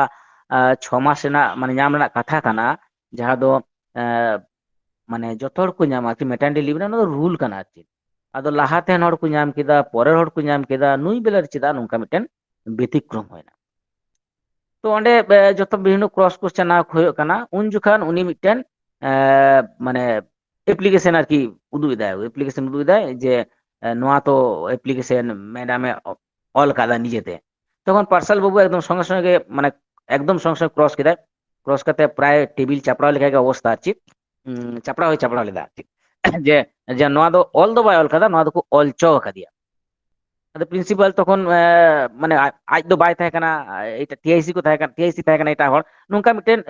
এক্সকিউজ আমরা মিটেন চেষ্টা থাকে আছে আদো উন যখন নোয়া মেটারনিটি লিভ কাতে যখন মিটেন ডিবেট জবরদস্ত চালু কানা তখন মিটেন কোশ্চেন হইলি না মানে যত রকম মেন কেদা অশোক বাবু কিংবা আর যাই কথা যত রকম মেন কেদা নোয়া দো চিলকা কাতে নোয়া দো চিলকা মানে আইন কানা নোয়া দো চিদা পে করা নোয়া দো আপে গাফিলি তো নোয়া দো ত্রুটি কান তাপে তখন উনি যখন না বিষয় নিয়ে যখন গালমারা হয় কানা তখন তারপরে মিটে কোশ্চেন করা হয় না উনি যে ভাই আপে নংকা পে মেনদা তাহলে আপে রুল চিত থাকনা লই পে পরিষ্কার কাতে উন বিদের না যা রুল আর কি ম্যাটারনিটি লিভ রে না যা রুল কানা নিয়ম চিত থাকনা আদো নিয়ম কো মিটেন পুইলে সাথে মিটেন ভুলভাল নিয়মে মানে স্ক্রিন রে উদুর না চেষ্টা এতেন কিন্তু পরবর্তী সময় ওনা স্বীকার কেদা যে বাং যখন নুই পাপিয়া ম্যাম আরচিন উনি যখন ওনা ম্যাটারনিটি লিভ লিগি যখন অ্যাপ্লিকেশনে এম কাদা বা খয় দেয় তখন দো 6 মাস গে থাকে না মেনখান দুর্ভাগ্যবশত আলিয়া স্ট্যাটু যাহা কানা ওনা স্ট্যাটু রে কিন্তু ওনা দো মারে রুল যাহা কানা 4.5 মাস ওনা গে থাকে কানা আলে দো স্ট্যাটু বাং সংযোজন কানা ফলে আলে দো অন্ডে মিটেন সম্ভবত ওনা দো অ্যাভয়েড কানা বেশ তারপরে যথারীতি যা হইয়া যত কতে ওনা সাব হইনা যত হড় থেকে মেন হইনা প্রত্যেকটি হড় নোডে মুচালে ঝিজ কেদালে পরিষ্কার লে মেন কেদা স্ট্যাটু যাহা কানা স্ট্যাটু কি গভর্নমেন্ট জিও খন মারাং কানা ম্যাটারনিটি লিভ যাহা চালু কানা সরকার পাটা খন যা পাস কানা ডিক্লেয়ার কানা মানে উচ্ছেন কানা ইয়ে তো ওনা চিকা কাতে আপে ভায়োলেট কাতে মিটেন মানে ইয়ে স্ট্যাটু না রুল তে পেছলো কানা স্ট্যাটু কি আইন খন মারাঙ্গা আর স্ট্যাটু রে যদি বাং সংযোগ কানা তাহলে তাহলে কি ওনা আইন দো বাং প্রয়োগা ওনা দো আপে আগে গাফিলতি নিংকা কাতে মিটেন আর ডিটেলস যেটা আর কো লেহা ইন সঙ্গে তিন মেন্দা তখন নোয়া নিয়ে কিন্তু আদো উনি যাহাই তাহে কানায় উনি প্রধান রেন মানে উনি প্রধান উনি রেন গে হাজবেন্ড কানায় উনি গে গভর্নিং বডি রেন মেম্বার কানায় nyutum do dise bano ei muhurto re যাহা যদি দিশে মেনা এখন লই তোন ভ্যা তো উনি কিন্তু নোয়া জিনিস কিন্তু উনি আলে পুরো সমর্থন করলিয়া এবং উনিও কিন্তু খুব রুষ্ট ভাবে গে আলে যেটুক অ্যাটিটিউড লে বুঝ কিদা উনি কিন্তু প্রিন্সিপাল ডাইরেক্ট মিতাই কানা যে আপনি স্বীকার করুন না ভুল হয়েছে এটা তখনকার দিনে মানে সেই সময় যিনি ছিলেন তিনি ভুল করেছেন এটা পরিষ্কার স্বীকার করলেই তো হয় রুল যখন বলছে এটা তাহলে আম চিদা বাম স্বীকার এটা প্রিন্সিপাল একটু মানে গড়িমুসে তেন আর ক্রস ইয়ে না কিন্তু উনি হর কিন্তু পরিষ্কার মেন কেদা উনি প্রভাবশালী হর কানা মানে বুঝুক কানা উনি রড রে উনি আদেশ শুরু কাতে মেন কেদা আম নোয়া ভুল হই কানা নোয়া স্বীকার তে চিত দোষ কানা নুকু ঠিক কু মেন দাতো আইন না কথা গুলো ইদা উন বিদলে যা আইন থাকার ওনা আইন বাংবন মানাও কাদা ভুল হই কানা বালে এম কাদে নোয়া পরিষ্কার স্বীকার মে তো ᱚᱱᱟ ᱡᱚᱠᱷᱚᱱ ᱜᱟᱞᱢᱟᱨᱟᱣ ᱦᱩᱭᱱᱟ ᱛᱚᱠᱷᱚᱱ ᱩᱱᱤ ᱯᱨᱤᱱᱥᱤᱯᱟᱞ ᱟᱫᱚ ᱥᱤᱠᱟᱹᱨ ᱠᱮᱫᱟᱭ ᱵᱟ ᱚᱱᱟ ᱠᱚ ᱟᱠᱚ ᱠᱚর্তৃপক্ষ ᱵᱟᱝ ᱱᱚᱣᱟ ᱢᱤᱫᱴᱮᱱ ᱤᱭᱟᱹ ᱠᱟᱱᱟ ᱵᱷᱩᱞ ᱵᱩঝাবুঝি ᱢᱤᱫᱴᱮᱱ ᱦᱩᱭ ᱠᱟᱱᱟ তখন টিআইসি ᱛᱟᱦᱮᱸ ᱠᱟᱱᱟ টিআইসি ᱵᱟᱭ ᱵᱩঝ ᱫᱟᱲᱮ ᱠᱟᱫᱟ ᱥᱴᱟᱴᱩ ᱚᱱᱟ ᱤত্যাদি ᱤত্যাদি ᱢᱳᱴᱢᱟᱴ ᱵᱷᱩᱞ ᱠᱚ স্বীকার ᱠᱮᱫᱟ ᱱᱚᱣᱟ ᱫᱚ ᱢᱤᱫᱴᱮᱱ ভুল হই কানা প্রিন্সিপাল ᱫᱚ ᱟᱹᱰᱤ ᱜᱩᱲᱤ ᱢᱩᱥᱴᱤ ᱠᱟᱛᱮ স্বীকার ᱠᱮᱫᱟ ᱱᱚᱣᱟ ᱫᱚ ᱢᱤᱫᱴᱮᱱ ভুল হই কানা তখন ᱟᱞᱮ ᱞᱮ ᱢᱮᱱ ᱠᱮᱫᱟ ᱴᱷᱤᱠ আছে যখন ভুল হই কানা তাহলে ᱱᱚᱣᱟ ᱨᱮᱱᱟᱜ ᱢᱟᱱᱮ ᱤᱭᱟᱹ ᱪᱮᱫ ᱦᱩᱭᱩᱜᱼᱟ রেমিডিস ᱫᱚ ᱪᱮᱫ ᱦᱩᱭᱩᱜᱼᱟ ᱪᱮᱫ ব্যবস্থা ᱦᱟᱛᱟᱣ ᱦᱩᱭᱩᱜᱼᱟ ᱪᱮᱫ ᱯᱮ ᱪᱤᱠᱟᱭᱟ তখন ᱢᱮᱱᱫᱟ তাহলে ঠিক আছে ᱟᱞᱮ ᱯᱟᱯᱤᱭᱟ ম্যাডাম ᱟᱞᱮ চিঠি ᱞᱮ ᱠᱩᱞᱮᱭᱟ চিঠি ᱠᱩᱞ ᱠᱟᱛᱮ ᱞᱮ ᱢᱮᱱᱟ ᱡᱮ ᱱᱚᱜᱼᱚ ᱱᱚᱣᱟ ᱡᱟᱦᱟᱸ ᱵᱟᱹᱠᱤ ᱡᱟᱦᱟᱸ ᱢᱮᱱᱟᱜ ᱛᱟᱢᱟ ᱢᱟᱱᱮ ᱡᱟᱦᱟᱸ ᱞᱤᱯ ᱯᱟᱣᱱᱟ ᱢᱮᱱᱟᱜ ᱛᱟᱢᱟ ᱡᱟᱦᱟᱸ ᱵᱟᱞᱮ ᱮᱢ ᱫᱟᱲᱮᱣᱟᱠᱟᱱ ᱢᱮ ᱚᱱᱟ ᱢᱩᱦᱩᱨᱛᱚ ᱨᱮ ᱡᱟᱦᱟᱸ ᱫᱚ ᱯᱨᱟᱭ 45 ᱫᱤᱱ ᱞᱮᱠᱟ ᱵᱟᱹᱠᱤ ᱢᱮᱱᱟᱜᱼᱟ 1.5 ᱢᱟᱥ ᱞᱮᱠᱟ ᱚᱱᱟ ᱩᱱᱤ ᱡᱟᱦᱟᱸ ᱥᱚᱢᱚᱭ ᱠᱷᱚᱭᱟ ᱚᱱᱟ ᱥᱚᱢᱚᱭ ᱜᱮ ᱮᱢᱟᱭᱟᱞᱮ ᱛᱚ ᱩᱱ ᱡᱚᱠᱷᱚᱱ ᱯᱨᱚᱥᱚᱝᱜᱚ ᱨᱟᱠᱟᱵ ᱞᱮᱱᱟ ᱡᱮ ᱢᱮᱴᱟᱨনিᱴᱤ ᱞᱤভ ᱫᱚ ᱞᱟᱹᱠᱛᱤ ᱫᱚ ᱛᱤᱨᱮ ᱠᱟᱱᱟ ᱡᱚᱠᱷᱚᱱ ᱞᱟᱹᱠᱛᱤ ᱠᱟᱱᱟ ᱛᱚᱠᱷᱚᱱ ᱫᱚ ᱵᱟᱝᱯᱮ ᱮᱢᱟ ᱫᱮᱭᱟ ᱱᱤᱭᱟᱹ ᱥᱚᱢᱚᱭ ᱨᱮ ᱮᱢ ᱱᱚᱣᱟ ᱠᱤ ᱠᱷᱚᱛᱤᱯᱩᱨᱚᱱ ᱦᱩᱭᱩᱜᱼᱟ ᱟᱫᱚ ᱛᱚᱠᱷᱚᱱ ᱠᱤᱱᱛᱩ ᱩᱱᱠᱩ ᱠᱚ ᱢᱮᱱ ᱠᱮᱫᱟ ᱢᱟᱱᱮ ᱡᱮ ᱱᱚᱣᱟ ᱫᱚ ᱢᱤᱫᱴᱮᱱ ᱢᱟᱱᱮ ᱢᱤᱥᱟᱱᱰᱟᱨᱥᱴᱮন্ডিং ᱦᱩᱭ ᱠᱟᱱᱟ ᱥᱮ ᱱᱚᱣᱟ ᱫᱚ ᱵᱷᱩᱞ ᱦᱩᱭ ᱠᱟᱱᱟ ᱩᱱ ᱡᱚᱠᱷᱚᱱ ᱡᱟᱦᱟᱸᱭ দায়িত্ব ᱨᱮ ᱛᱟᱦᱮᱸ ᱠᱟᱱᱟᱭ ᱩᱱᱤ ᱵᱟᱭ ᱠᱚᱨᱟᱣ ᱠᱟᱫᱟ ᱟᱨ ᱱᱤᱭᱟᱹ ᱠᱟᱛᱷᱟ ᱵᱟᱨ ᱵᱟᱨ অশোক বাবু এবং পার্সালু বানার কেন যত হড় গে মেন দাকো যে আলে দো কিন্তু মানে আম বাম তাই কারণ ওনা দো মারাং কথা বাং কানা চেয়ার তো তাই কানা যাই বাং যাই আলে দো চেয়ার লে মেতাই কানা তাহলে ওনা মিটেন কর্তৃপক্ষ দোষ কানা চিদা আমি করাও কাদা আর জায়গায় ওনা কিন্তু পরিষ্কার আকু ভুল কু স্বীকার কেদা এবং পাপিয়া ম্যাম টেন ইমিডিয়েট মেটে সময় খাতাও কাদা সম্ভবত 9 দিন যে নিয়ে ভিতরে আলে চিঠি লে এমায়া চিঠি তালাতে কলেজ কর্তৃপক্ষ পাঠাকন আলে আর মানে উনটেলে আর্দাসে হয় বা সম্মতি জ্ঞাপন লে এমাই কানা যে উনি ওনা লিভ যাহা হিলো গে উনি খোঁজা আলে কিন্তু ওনালে এমায়া ᱢᱮᱱᱠᱷᱟᱱ ᱚᱱᱟ ᱥᱚᱢᱚᱭ ᱫᱚ ᱦᱚᱭᱛᱚ ᱨᱩᱣᱟᱹᱲ ᱫᱚ ᱵᱟᱝ ᱜᱟᱱᱚᱜᱼᱟ ᱟᱫᱚ ᱤᱱᱟᱹ ᱯᱷᱚᱞᱮ ᱫᱚ ᱟᱫᱚ ᱚᱱᱟ ᱵᱤᱥᱚᱭ ᱤᱫᱤ ᱠᱟᱛᱮ ᱫᱚ ᱟᱫᱚ মানে আদৌ গালমারা তো বাং হইল না মানে গালমারা তো মোটামুটি মানে যেটুক ক্ষয় আর কি যেটুক সলিউশন হই সম্ভব কানা ওনা মুহূর্তে ওনা কিন্তু স্বীকার কেদা আর কি ᱡᱟᱦᱟᱸ ᱯᱷᱟᱸᱠ ᱯᱷᱳᱠᱚᱨ ᱛᱟᱦᱮᱱ ᱠᱟᱱᱟ ᱯᱟᱨᱥᱟᱞ ᱵᱟᱵᱩ ᱢᱮᱱᱟᱭᱟ ᱚশᱳক ᱵᱟᱵᱩ ᱢᱮᱱᱟᱭᱟ ᱟᱵᱚᱨᱮᱱ ᱜᱩᱦᱤᱨᱟᱢ ᱵᱟᱵᱩ ᱦᱚᱸ ᱢᱮᱱᱟᱭᱟ ᱩᱱᱠᱩ ᱱᱚᱣᱟ ᱠᱚ ᱯᱩᱨᱚᱱᱟ ᱦᱟᱸᱜ ᱛᱚ ᱡᱟᱜᱮ ᱚᱱᱟ ᱵᱤᱥᱚᱭ ᱛᱮ ᱫᱚ ᱠᱚᱢᱯᱞᱤᱴ ᱮᱱᱟ সেকেন্ড ᱦᱮᱡ ᱮᱱᱟ এরিয়ার বিষয় তে এরিয়া নিয়ে যখন গালমারা হয়ে কানা এরিয়া নিয়ে যে মিদ হড় জয়েন কাদায় আকা মানে 17 রে আর 3 2021 4 বছর হয়ে কানা এরিয়া রে বাং ᱧᱟᱢ ᱠᱟᱫᱟ ᱱᱚᱣᱟ ᱫᱚ ᱪᱮᱫ ᱠᱟᱛᱷᱟ ᱠᱟᱱᱟ ᱱᱚᱣᱟ ᱫᱚ ᱜᱚᱴᱟ ᱫᱩᱱᱤᱭᱟᱹ ᱡᱟᱦᱟᱸ ᱛᱤᱱᱟᱹᱜ ᱠᱚᱞᱮᱡᱽ ᱢᱮᱱᱟᱜᱼᱟ ᱡᱚᱛᱚ ᱦᱚᱲ ᱠᱚ ᱧᱟᱢ ᱮᱫᱟ ᱮᱴᱟᱜ ᱠᱚᱞᱮᱡᱽ ᱠᱚᱨᱮ ᱱᱚᱣᱟ ᱪᱮᱫᱟᱜ ᱵᱟᱝ ᱦᱩᱭᱩᱜ ᱠᱟᱱᱟ ᱟᱫᱚ তখন প্রিন্সিপাল পাঠা কোন উনি মেনদা যে আলে দো কাগজ পত্র পুইলে ঝালে খুল লিদা ওনারে মানে কিছু অসুবিধা থাকে না পরবর্তী সময় নেক্সট রিমাইন্ডার কুল কাতে ওনা ডেট কত দিছে বনুয়া পার্সেল বুড়া হয়তো অল টল মেনা আছে মানে নেক্সট টাইম আলে কুল কাদা তবে নিয়ে দো কথা কানা যে মিড সঙ্গে তো উনা হড়া এরিয়ার দো কিন্তু মানে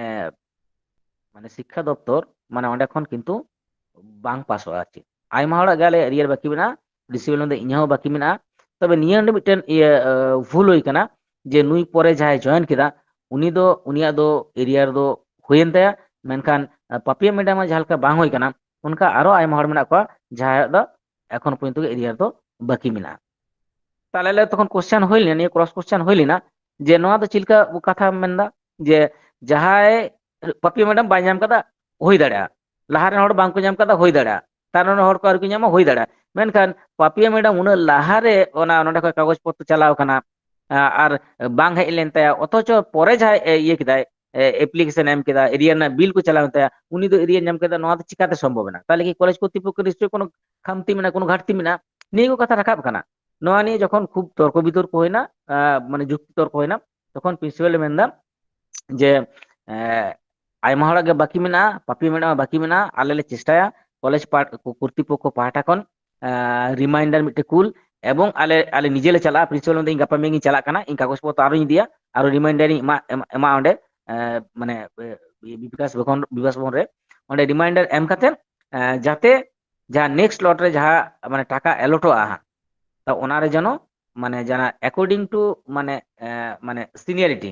যাহাই যাহা কাগজ পত্র লাহা তেলাও কানা ওনা অনুযায়ী কো ᱧᱟᱢ ᱱᱚᱣᱟ কিন্তু আলে মিটেন কাথালে এমাপে কানা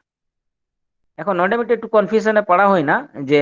এরিয়ার নাম না সময়সীমা তো নির্দিষ্ট কোনো মেনা কি নিশ্চয়ই মানে উনকু কো মেন্দা বারবার যে এরিয়ার যে নিয়ম মধ্যে ᱧᱟᱢᱟ নঙ্কা কিন্তু কোনো রুল দো বানুয়া তবে সাধারণ কো ᱧᱟᱢ আকো আলে দো কিন্তু বালে ᱧᱟᱢ কাদা আলে আইমা হড়া গে মানে এরিয়ার দো কিন্তু বাকি মেনা তবে নেক্সট টাইম যাতে মানে সিরিয়াল যেন মেনটেন মা এবং যাহাই লাহাতে এরিয়ার যাহা বিল জমাও কানা উনি লাহাতে ᱧᱟᱢ ᱢᱟ নিয়ে ᱧᱮᱞ ᱨᱮᱱᱟᱜ দায়িত্ব ᱫᱚ ᱟᱞᱮ ᱞᱮ ᱦᱟᱛᱟᱣ ᱮᱫᱟ ᱟᱫᱚ ᱢᱚᱴᱟᱢᱩᱴᱤ ᱟᱞᱮ ᱡᱟᱦᱟᱸ ᱞᱮ ᱛᱟᱦᱮᱸ ᱠᱟᱱᱟ ᱟᱞᱮ ᱚᱱᱟ ᱢᱟᱱᱮ ᱟᱫᱚ ᱢᱮᱱ ᱨᱮᱱᱟᱜ কোনো রাস্তা বালে ᱧᱟᱢ ᱞᱮᱫᱟ ᱠᱟᱛᱷᱟ ᱫᱚ ᱱᱤᱭᱟᱹ ᱫᱚᱞᱮ ᱢᱮᱱ ᱞᱮᱫᱟ ᱡᱮ ᱡᱮ ᱱᱤᱛ ᱦᱚᱸ ᱟᱹᱣᱨᱤ ᱧᱟᱢᱟ ᱚᱱᱟ ᱫᱚ ᱠᱚᱞᱮᱡᱽ ᱠᱚর্তৃপক্ষ তাহলে ᱪᱮᱫ ᱪᱤᱠᱟᱭᱮᱫᱟ ᱪᱮᱫᱟᱜ ᱵᱟᱭ ᱧᱟᱢ ᱮᱫᱟ ᱱᱤᱭᱟᱹ ᱱᱤᱭᱟᱹ ᱢᱮᱱ ᱦᱩᱭ ᱞᱮᱱᱟ ᱟᱫᱚ ᱠᱚᱞᱮᱡᱽ ᱠᱚর্তৃপক্ষ ᱟᱞᱮ ᱫᱚᱞᱮ ᱪᱟᱞᱟᱣ ᱠᱟᱱᱟ ᱟᱞᱮ ᱫᱚᱞᱮ ᱢᱮᱱ ᱠᱟᱫᱟ এবং ᱰᱮᱴ ᱠᱚ প্রিন্সিপাল ᱩল্লেᱠᱷ ᱠᱮᱫᱟ ᱱᱤᱭᱟᱹ ᱰᱮᱴ ᱨᱮ ᱟᱞᱮ ᱠᱤᱱᱛᱩ রিমাইন্ডার লেটার লে কুল ᱠᱟᱫᱟ ᱢᱮᱱᱠᱷᱟᱱ ᱩᱱᱤ ᱮᱠᱟᱭ ᱫᱚ ᱵᱟᱝ ᱟᱭᱢᱟ ᱦᱚᱲᱟᱜ ᱜᱮ ᱮᱨᱤᱭᱟ ᱟᱴᱚᱠ ᱢᱮᱱᱟᱜᱼᱟ এবং এরিয়ার ᱫᱚ ᱱᱚᱝᱠᱟ ᱫᱚ ᱵᱟᱝ ᱠᱟᱱᱟ ᱡᱮ ᱜᱚᱴᱟ ᱯᱚশ্চিᱢ ᱵᱟᱝᱞᱟ ᱨᱮ ᱡᱚᱛᱚ ᱦᱚᱲᱟᱜ ᱢᱤᱥᱚᱱ ᱛᱮ ᱪᱟᱞᱟᱜᱼᱟ ᱠᱤ ᱢᱤᱫᱴᱮᱡ ᱠᱚᱞᱮᱡᱽ ᱨᱮ ᱡᱚᱛᱚ ᱦᱚᱲᱟᱜ ᱢᱤᱥᱚᱱ ᱛᱮ ᱪᱟᱞᱟᱜᱼᱟ ᱚᱱᱟ ᱫᱚ ᱚনেকটা ফান্ডিং ᱡᱟᱦᱟᱸ ᱢᱟᱱᱮ ᱤᱭᱟᱹ ᱠᱟᱱᱟ রিলিজᱚᱜ ᱠᱟᱱᱟ ᱚᱱᱟ ᱪᱮᱛᱟᱱ ᱨᱮ ᱠᱤᱱᱛᱩ ᱢᱤᱫᱴᱮᱱ ᱰᱤᱯᱮন্ড ᱮᱫᱟᱭ ᱱᱚᱣᱟ ᱠᱟᱛᱷᱟ প্রিন্সিপাᱞᱟᱜ ᱯᱟᱦᱴᱟ ᱠᱷᱚᱱ ᱢᱮᱱ ᱠᱮᱫᱟᱭ এবং ᱚᱱᱟ ᱨᱮᱱᱟᱜ ᱥᱚᱞᱤউশন ᱫᱚ ᱱᱤᱭᱟᱹ ᱜᱮ ᱦᱩᱭᱱᱟ ᱡᱮ ᱟᱞᱮ রিমাইন্ডার লেটার ᱟᱨᱚ ᱠᱟᱜᱚᱡᱽ ᱯᱚত্ᱨᱚ ᱞᱮ ᱠᱩᱞᱟ ᱡᱟᱦᱟᱸ ᱠᱩᱞ ᱢᱮᱱᱟᱜᱼᱟ ᱟᱨᱚ ᱞᱮ ᱪᱟᱞᱟᱜ ᱠᱟᱱᱟ ᱟᱞᱮ ᱱᱚᱣᱟ ᱠᱟᱛᱷᱟ ᱞᱮ ᱚᱸᱰᱮ ᱠᱤᱱᱛᱩ ᱞᱮ ᱢᱮᱱᱟ এবং যাতে ᱦᱩᱭᱩᱜ ᱢᱟ ᱚᱱᱟ ᱞᱮ ᱠᱩᱨᱩᱢᱩᱴᱩᱭᱟ ᱱᱤᱭᱟᱹ ᱴᱩᱠᱩ ᱢᱮᱱᱟ ᱚᱵᱚᱥᱥᱚ ᱯᱨᱚᱥᱚᱝ ᱠᱨᱚᱢ ᱟᱹᱰᱤ ᱠᱟᱛᱷᱟ ᱦᱩᱭᱱᱟ ᱡᱮ ᱛᱤᱦᱤᱧ ᱟᱨᱚ ᱪᱮᱫᱟᱜ ᱵᱟᱭ ᱧᱟᱢ ᱠᱟᱫᱟ ᱠᱚᱞᱮᱡᱽ ᱠᱚর্তৃপক্ষ ᱪᱮᱫ ᱪᱤᱠᱟᱭᱮᱫᱟᱭ ᱱᱚᱣᱟ ᱫᱚ ᱦᱩᱭᱱᱟ ᱩᱪᱤᱛ ᱛᱟᱦᱮᱸ ᱠᱟᱱᱟ ᱱᱤᱭᱟᱹ ᱠᱟᱛᱷᱟ ᱠᱚ ᱢᱮᱱ ᱦᱩᱭᱱᱟ ᱪᱮᱫᱟᱜ ᱯᱚᱨᱮ ᱦᱚᱲᱮ ᱧᱟᱢ ᱠᱮᱫᱟ তাহলে ᱪᱮᱫ এমন ব্যাপার ᱢᱮᱱᱟᱜᱼᱟ তাহলে ᱪᱮᱫᱟᱜ ᱵᱟᱞᱮ ᱢᱮᱱᱟ ᱡᱮ কেবল মাত্র জাতিগত কারণ থেকে নুই দᱚᱯᱮ বঞ্চিত হয়ে ᱠᱟᱱᱟ ᱱᱤᱭᱟᱹ ᱠᱚ ᱠᱟᱛᱷᱟ ᱢᱮᱱ ᱦᱩᱭ ᱠᱟᱱᱟ ᱠᱤᱱᱛᱩ ᱟᱹᱰᱤ ᱜᱷᱟᱹᱲᱤᱡ ᱢᱟᱱᱮ ᱟᱞᱳᱪᱚᱱᱟ ᱛᱚᱨᱠᱚ ᱵᱤᱛᱚᱨᱠᱚ ᱠᱟᱛᱮᱫ ᱱᱚᱣᱟ ᱨᱮᱱᱟᱜ ᱥᱚᱞᱤউশন ᱫᱚ ᱱᱤᱭᱟᱹ ᱜᱮ ᱴᱩᱠᱩ ᱦᱩᱭᱱᱟ ᱡᱮ ᱟᱞᱮ ᱪᱟᱞᱟᱜ ᱠᱟᱱᱟᱞᱮ ᱛᱤᱦᱤᱧ ᱜᱟᱯᱟ ᱢᱚধ্যে ᱜᱮ ᱠᱳᱞᱠᱟতা ᱟᱞᱮ ᱚᱱᱟ ᱢᱤᱫᱴᱮᱡ ᱞᱮᱴᱟᱨ ᱞᱮ ᱫᱚᱦᱚ ᱦᱚᱴᱚ ᱠᱟᱜᱼᱟ এবং ᱡᱟᱦᱟᱸ ᱛᱤᱱᱟᱹᱜ ᱪᱟᱬ যেন ᱧᱟᱢ ᱢᱟ ᱚᱱᱟ ᱨᱮᱱᱟᱜ ᱠᱩᱨᱩᱢᱩᱴᱩᱭᱟ ᱚᱱᱟ ᱦᱚᱸ ᱞᱤখিত ᱞᱮ ᱮᱢᱟ ᱟᱞᱮ আর মানে সিরিয়াল যাতে মেনটেনᱚᱜ ᱢᱟ নিয়ে দলে ব্যবস্থায়া ভবিষ্যৎ রে যদি কোনো এরিয়া গ্র্যান্ড কাতে হিজুᱜᱼᱟ তাহলে ᱡᱟᱦᱟᱸ ᱞᱮᱠᱟ ᱥᱤরিয়াᱞ ᱠᱟᱛᱮ ᱪᱟᱞᱟᱣ ᱠᱟᱱᱟ ᱚᱱᱠᱟ ᱠᱟᱛᱮ ᱜᱮ ᱦᱤᱡᱩᱜᱼᱟ ᱱᱮᱝᱠᱟ ᱢᱤᱫᱴᱮᱱ ᱢᱟᱱᱮ ᱱᱤᱝᱠᱟᱱ ᱢᱟᱱᱮ ᱢᱩদ্দা কথা নিয়ে কানা নিয়ে হয় না এরিয়া নিয়ে এবার লাস্ট যাহা যতক্ষণ ভাইটাল যাহা ইস্যু কানা জাতি বিদ্বেষমূলক নিয়ে নিয়ে একদম আবো আল যাহা তিনা বলে চালানা প্রত্যেকটি প্রফেসর এবং এসটি ওয়েলফেয়ার অ্যাসোসিয়েশনের যাহা তিনা সহায়ক কো তাহে কানা কো আলে প্রায় 10 জন লেগালে তাহে কানা তো সানাম হড়গে একদম জোরালো ভাবে নোয়া কথা মেন হই কানা এবং মানে আডি আডি আয়মা রকম কথা মেন হই কানা যে উনা নামি কলেজ তাপে আপে গেপে মেনদা যে নন্ডে খন লোধা সম্প্রদায়ের পুইলেই পাস কাদা যে ইয়ে কান্তে গরব মেনা তাহলে নুনকান মিটেন গরবান কলেজ কান তাপেয়া আর নুনকান মিটেন ঘটনা ঘটা কানা আম প্রিন্সিপাল হই কাতে বাম বাড়ায়া নিউ কথা মেন হই কানা পুরো একদম পরিষ্কার উনি মেন হই কানা আদো উনি মেনদে ইন ঠেন কিন্তু পাপিয়া ম্যাডাম মিদ ধাও কিন্তু লাহাতে ভারবেলি কিংবা লিখিত ওকাটাকে কিন্তু ইন ঠেন দো কিন্তু বাই বাড়াই চক তখন নোয়া কথা কুলি হই না নোয়া কথা রাখাব লেনা আলে মধ্যে কোন গে যে আচ্ছা নুই তো ভারবেলি আডি ধাও মেন কে দিয়া ইয়া এইচওডি যাহাই এইচওডি দো মানে সঙ্গে থাকেন এইচওডি দো উনি তো বারবার মেন কে দিয়া আদো প্রিন্সিপাল মেনদা এইচওডি কিন্তু ইন দো খবর দো বাই এম কে দি ইন থেকে কিন্তু ওনা রিপোর্ট একদম বাং হাই কানা যদি রিপোর্ট হাই কোয়া তাহলে কিন্তু ইন অবশ্যই মানে নোয়া নে স্টেপ ই হাতাও কে না কথা পুইলে মেন কে দা আলে মেন কে দা যে পাপি ম্যাডাম বাই লই কেদা অবশ্যই লই কেদা হয়তো লিখিত উনি বাই এম কাদা বা ইয়ে এইচওডি হয়তো লিখিত বাই এম কাদিয়া মেনখান এইচওডি ঠেন নোয়া ইনফরমেশন মিনা এবং তিহিং গাপা দো বাং আডি দীর্ঘদিন কো কারণ বিভিন্ন আচার আচরণ কেবলমাত্র যে নোয়া যা যা পিজি লিবেন না যা ভাইবারে নুনকা ঘটনা হোক নোয়া তো বাং নিয়ে লাহা কোন তো বিভিন্ন ব্যঙ্গ বিদ্রুপ মানে মানে মানে জাতি বিদ্বেষমূলক কথা অনেক কোথায় মাপ নাও খাটিয়ে বসা ইত্যাদি উনকো যত কথা মেন হয় না আচ্ছা প্রিন্সিপাল পাহটা খন নিয়ে কথা কই না যে ইনঠে যদি হাই কয় ইন লেইং কিয়া কিংবা যদি উনি যাই ইয়ে কানায় এইচওডি উনি যদি বাড়াই চুকিয়া তাহলে ইন অবশ্যই স্টেপ হাতাও কেয়া তারপর আলে কোশ্চেন লে কুলি গিদিয়া ওনা বিভিন্ন ইয়ার গে ওনকা আইমা কথা আঞ্জম মানে আঞ্জম চুকি দিয়ালে আলে মিতা দিয়া তাহলে আমঠে বাড়াই পরে আম চিম চিকা কেদা আম চি স্টেপ হাতাও কাদা আদে স্টেপ দো আলে দো মিটেন সঙ্গে সঙ্গে গে ইন দো কিন্তু মিটেন টিচার্স কাউন্সিল না মিটেন মিটিং ইং হো কাদা তখন ওনা কথা সাব হই না যে টিচার্স কাউন্সিল মিটিং এ সিপু দিব ওনা কথাই লই কাদা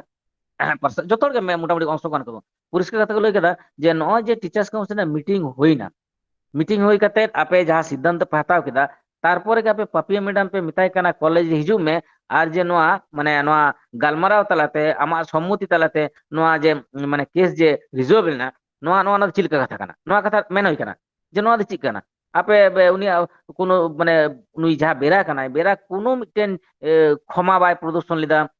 পাপিয়া ম্যাডাম চিঠি বাই কুললেদা বা টিচার্স কাউন্সিল তালারে মানে প্রকাশ ক্ষমা বাই খলেদার সঙ্গে সঙ্গে মানে রিজলভ না নোয়া চাবাই না রিজলভ না অটোমেটিক্যালি নিয়ে কথা মেন হই না তখন মানে বাং আলে গালমারাও কেদালে এবং ওনা গালমারাও রে যত হলে তাহে কানা পাপিয়া ম্যাডাম হই তাহে কানা তো উন জুখান নুই ইয়ে আর কি উনি বেরা বেরা আয়াং ভুলে স্বীকার কাদা এবং উনি চিঠি কিন্তু অল কাদায়, চিঠি কিন্তু কুল কাদিয়া ᱤᱧ ᱟᱫᱚ ᱟᱞᱮ ᱞᱮ ᱢᱮᱱᱫᱟ ᱪᱤᱴᱷᱤ ᱠᱩᱞ ᱠᱟᱫ ᱢᱮᱭᱟ, ᱟᱢᱮ ᱠᱩᱞ ᱠᱟᱫ ᱢᱮᱭᱟ, ᱪᱮᱫᱟᱜ ᱯᱟᱯᱤᱭᱟ ᱢᱮᱰᱟᱢ ᱵᱟᱭ ᱠᱩᱞ ᱠᱟᱫᱮᱭᱟ? ᱩᱱᱤ ᱫᱚ ᱠᱩᱞ ᱨᱮᱱᱟᱜ ᱞᱟᱹᱠᱛᱤ ᱛᱟᱦᱮᱸ ᱠᱟᱱᱟ᱾ ᱟᱫᱚ ᱵᱟᱝ, ᱟᱞᱮ ᱢᱚᱱᱮ ᱞᱮᱫᱟ ᱵᱟ ᱟᱞᱮ ᱞᱮ ᱥᱤᱫᱽᱫᱷᱟᱱᱛᱚ ᱞᱮ ᱦᱟᱛᱟᱣ ᱞᱮᱫᱟ ᱯᱟᱯᱤᱭᱟ ᱢᱮᱰᱟᱢ ᱞᱮ ᱦᱚᱦᱚᱭᱟ ᱟᱨ ᱯᱟᱯᱤᱭᱟ ᱢᱮᱰᱟᱢ ᱚᱱᱟ চিঠি ᱦᱚᱸ ᱦᱟᱛᱟᱣᱟ এবং আয়াং মানে ওনা সন্তুষ্টি হই কানা ওনা মিটে ডিক্লারেশন মানে সন্তুষ্টি হই কানা চিকাতে বুঝা উনি যদি চিঠি বাংলা আদা বাং ওনা চিঠি কিন্তু পড়াও হই কানা। যখন পাপিয়া ম্যাডাম পড়াও কেদা পাপিয়া ম্যাডাম আঞ্জম কেদা পাপিয়া ম্যাডাম চেঞ্জ মেন কেদা যে নোয়া চিঠি না বয়ান নোয়া চেঞ্জ পে যেমন ওনা সংরক্ষণমূলক যাহা মানে কথাবার্তা ওনা কথাবার্তা বনোয়া ওনা যুক্ত পে মানে যেন ওনার অলমা আদত সেই অনুযায়ী ইয়ে কিন্তু নির্মল বেরা কিন্তু চিঠির না মানে বয়ানে পরিবর্তন কেদা এবং উনি কিন্তু যে নোয়া যদি ভুল যদি হই কান্তি ভুল হই কান্তি তো এই মানে আর তিসকাল বাñ করা আদে মেদা আদো তখন চিঠি উদু আলিয়া আর চিঠির না যা বয়ান কানা ওনা চিঠি না বয়ান নেল কাতে আলে একদম মাথা খারাপ কান তালে একদম ওনা চিঠি না বয়ান মানে একদম মানে ফালতু বয়ান মানে ওনা তো মিটেন মানে ক্ষমা প্রার্থী যায় কানা উনিয়া ওনা বয়ান বাং হই দাঁড়া আলে ওনালে সাফ করিয়া নিয়ে কোশ্চেন রাখা হইল না যে উনি মেন্দা যে ইন দো উনি আদিবাসী को আঘাত লিগিত বাñ মেন্দা ইনি মেন্দা আদিবাসী না ডেফিনেশন নোয়া হই উচিত উনকা যাহা ডেফিনেশন এম কাদা তখন না চ্যালেঞ্জ হয় না যে নোয়া ডেফিনেশন আপে তো যত পণ্ডিত ব্যক্তি কানা পে এই পরিষ্কার ভাবে প্রিন্সিপালটা চ্যালেঞ্জ হয় না ই নিজে নোয়া কথা মেন কাদা যে নোনা যে ডেফিনেশন যা এমদা নোয়া দ পৃথিবীর নাকা বইরে মেনা আপে তো আদি পণ্ডিত ব্যক্তি কানা কাটি চল বুঝ দাড়ে নোয়া তখন সানা উনকু যথার্থ মেন্দা বাং নোয়া দ ঠিক ঠাক বাং হই কানা আদো তখন আলেলে ওনা নিয়ে বেশ বিতর্ক হয় না আডি গড়গে যত হড়গে সেলেল না ko নোয়া নিয়ে আডি আডি বিতর্ক হয় না পার্সাল বাবু এবং যত হড়গে আছে নোয়া পরিষ্কার করতে কো মেন কিদা যে নোয়া দো মানে অনিচ্ছাকৃত ভুল দো বাং কানা নংকান নাহাচার সে নংকা বেবাড়ি ব্যবহার সে বেবাড়ি কথা নোয়া দো দীর্ঘদিন কো চালু কানা নয় যে আমরা পার্কম রে দুড়ুব কাতে পড়াও কুম চেয়ার টেবিল দালম দুড়ুবা নয় যে জানলা রেনা আছে দরজা রেনা আমরা ভিতর না মানে যা পর্দা পর্দা না মা ফাতা মে নিয়ে কো দীর্ঘদিন কো চালু কানা সংরক্ষণ না কথা বারবার হেজ কানা এবং মুচাদ রে নোয়া কানা আদিবাসী যাহা ব্যঙ্গাত্মকমূলক আদিবাসী কথা যাহা তো মানে জাতি বিদ্বেষমূলক কথা নোয়া তো ভয়ঙ্কর অপরাধ নিয়ে কথা প্রত্যেকটি পয়েন্ট মাইনে না তারপর সাময় না যে আপে চেপে গালমারা তারপরে মেন্দা ইয়ে কিদিন ইন দো সঙ্গে সঙ্গে কিন্তু ওনা গালমারা কাতে কিন্তু ই মিটেন ইনভেস্টিগেশন মিটেন কিন্তু কমিটি গঠন কেদা ওনা দো কানা লোকাল এসডিও তাহেন কানা বিডিও তাহেন কানা এবং কলেজ রেন বাহারে আর কি কলেজ বাহারে রেন সানাম কো যাহাই কানা को প্রশাসনিক লেভেলের হড় উনকু সানাম আতে কিন্তু নোয়া মিটে কমিটি গঠন কানা উন জুকা নোয়া কথা মানে না কমিটি গঠন কিদা গালমারাও কিদা আচ্ছা কলেজ কর্তৃপক্ষ হিসাবতে আমার তো মিটে দায়িত্ব থাকে কানা যখন উনি গালমারাও যখন স্বীকার কেদা যে নোয়া কথা মেন কেদা তাহলে চিদা ইমিডিয়েট শোকজ লেটার বাং চালাও কানা শোকজ লেটার তো আমার যতগুলো চালা উচিত কানা যখন আমি নেল কেদা যে যখন মানে টিচার্স কাউন্সিল মিটিং কানা যখন উনি মেন কেদা যে নোয়া কথা মেন কেদা যদিও ওনা সেন্সতে বাং মেন কেদা কিন্তু মেন কেদা যে আদিবাসীর কাছে কাছে চলে তা নোয়া তো মারাত্মক অপরাধ জাতি বিদ্বেষমূলক কথা হই কানা তাহলে সঙ্গে সঙ্গে আম চিদা নোয়া আম উনি শোকজ লেটার বাম কুল কাদিয়া আম কি কুল কাদিয়া নোয়া কথা যখন মেন হই না তখন মেন্দা বাং নোয়া দো বাং কুল হই কানা আর এটা হড় কিন্তু উনকু যাহাই কো তাহে কানা বাñ বাড়া স্ট্র্যাটেজি চিক্কা তো তবে উনকু কিন্তু যথেষ্ট আইডেন ডাইনে বাড়ি যাহাই কো তাহে কানা উনকু কো মেন্দা বাং নোয়া দো বাং কুল হই কানা তবে আলে সময় অল্পে আলে পেদিন মধ্যে আলে উনি ডাক্তার বেরা আলে কলেজ কর্তৃপক্ষ পাঠাকন শোকজ লেটার লে কুলাই কানা আলে লে মেন কেদা যে যে শোকজ লেটার কুলাই মে শোকজ লেটার নে চি উত্তর লইদা ওনা পরিষ্কার কিন্তু মানে আপডেট থাকেন উনি মেন আলে তো মানে শোকজ লেটার উত্তর বালে এম দাঁড়া তো হর তো ঠিক আছে শোকজ লেটার উত্তর আপে আপে মাপে মা আর যাহা ইনভেস্টিগেশন কমিশন যা গঠন কানা মানে কমিটি যা গঠন কানা ওনা যেন কমিটি যেন ঠিকঠাক কামি মা বাংখান দো কিন্তু নোয়া না ফল কিন্তু আরো বাড়ি হওয়া মানে নিয়ে কো কথা একদম পরিষ্কার কাতে মেন হই কানা আর সাউতে এই কিছু মিস দা বোধ হয় ওনা দো পার্সাল বু আর অশোক বাবু কিন কমপ্লিট তো নিয়ে কথা মেন হই না একদম মানে শোকজ ইমিডিয়েট করা হইয়া আর আর কুলি কেদা মানে তাহলে চিলকান শাস্তি চিক কইয়া তখন শ্রীপুদু মেন কেদা আইন রে যাহা মেনা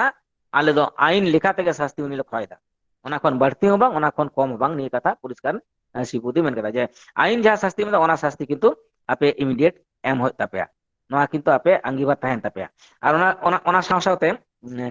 পার্সাল বউ প্রসঙ্গ রাখাব কেদা যে উনি দো ইমিডিয়েট সাসপেন্ড পে যেহেতু উনি বিরুদ্ধে তদন্ত চালু কানা মিটে কমিটি বৈশে বৈশাও কানা তাহলে উনি দো সাসপেন্ড পে ᱟᱫᱚ ᱚᱱᱟ ᱠᱟᱛᱷᱟ ᱫᱚ ᱢᱟᱱᱮ ᱢᱟᱱᱮ ᱥᱚরাসরি ᱫᱚ ᱵᱟᱝᱠᱚ ᱮᱠᱥᱮᱯᱴ ᱞᱮᱫᱟ, ᱩᱱᱠᱩ ᱠᱚ ᱢᱮᱱᱫᱟ ᱴᱷᱤᱠ ᱟᱞᱮ ᱜᱟᱞᱢᱟᱨᱟᱣ ᱟᱞᱮ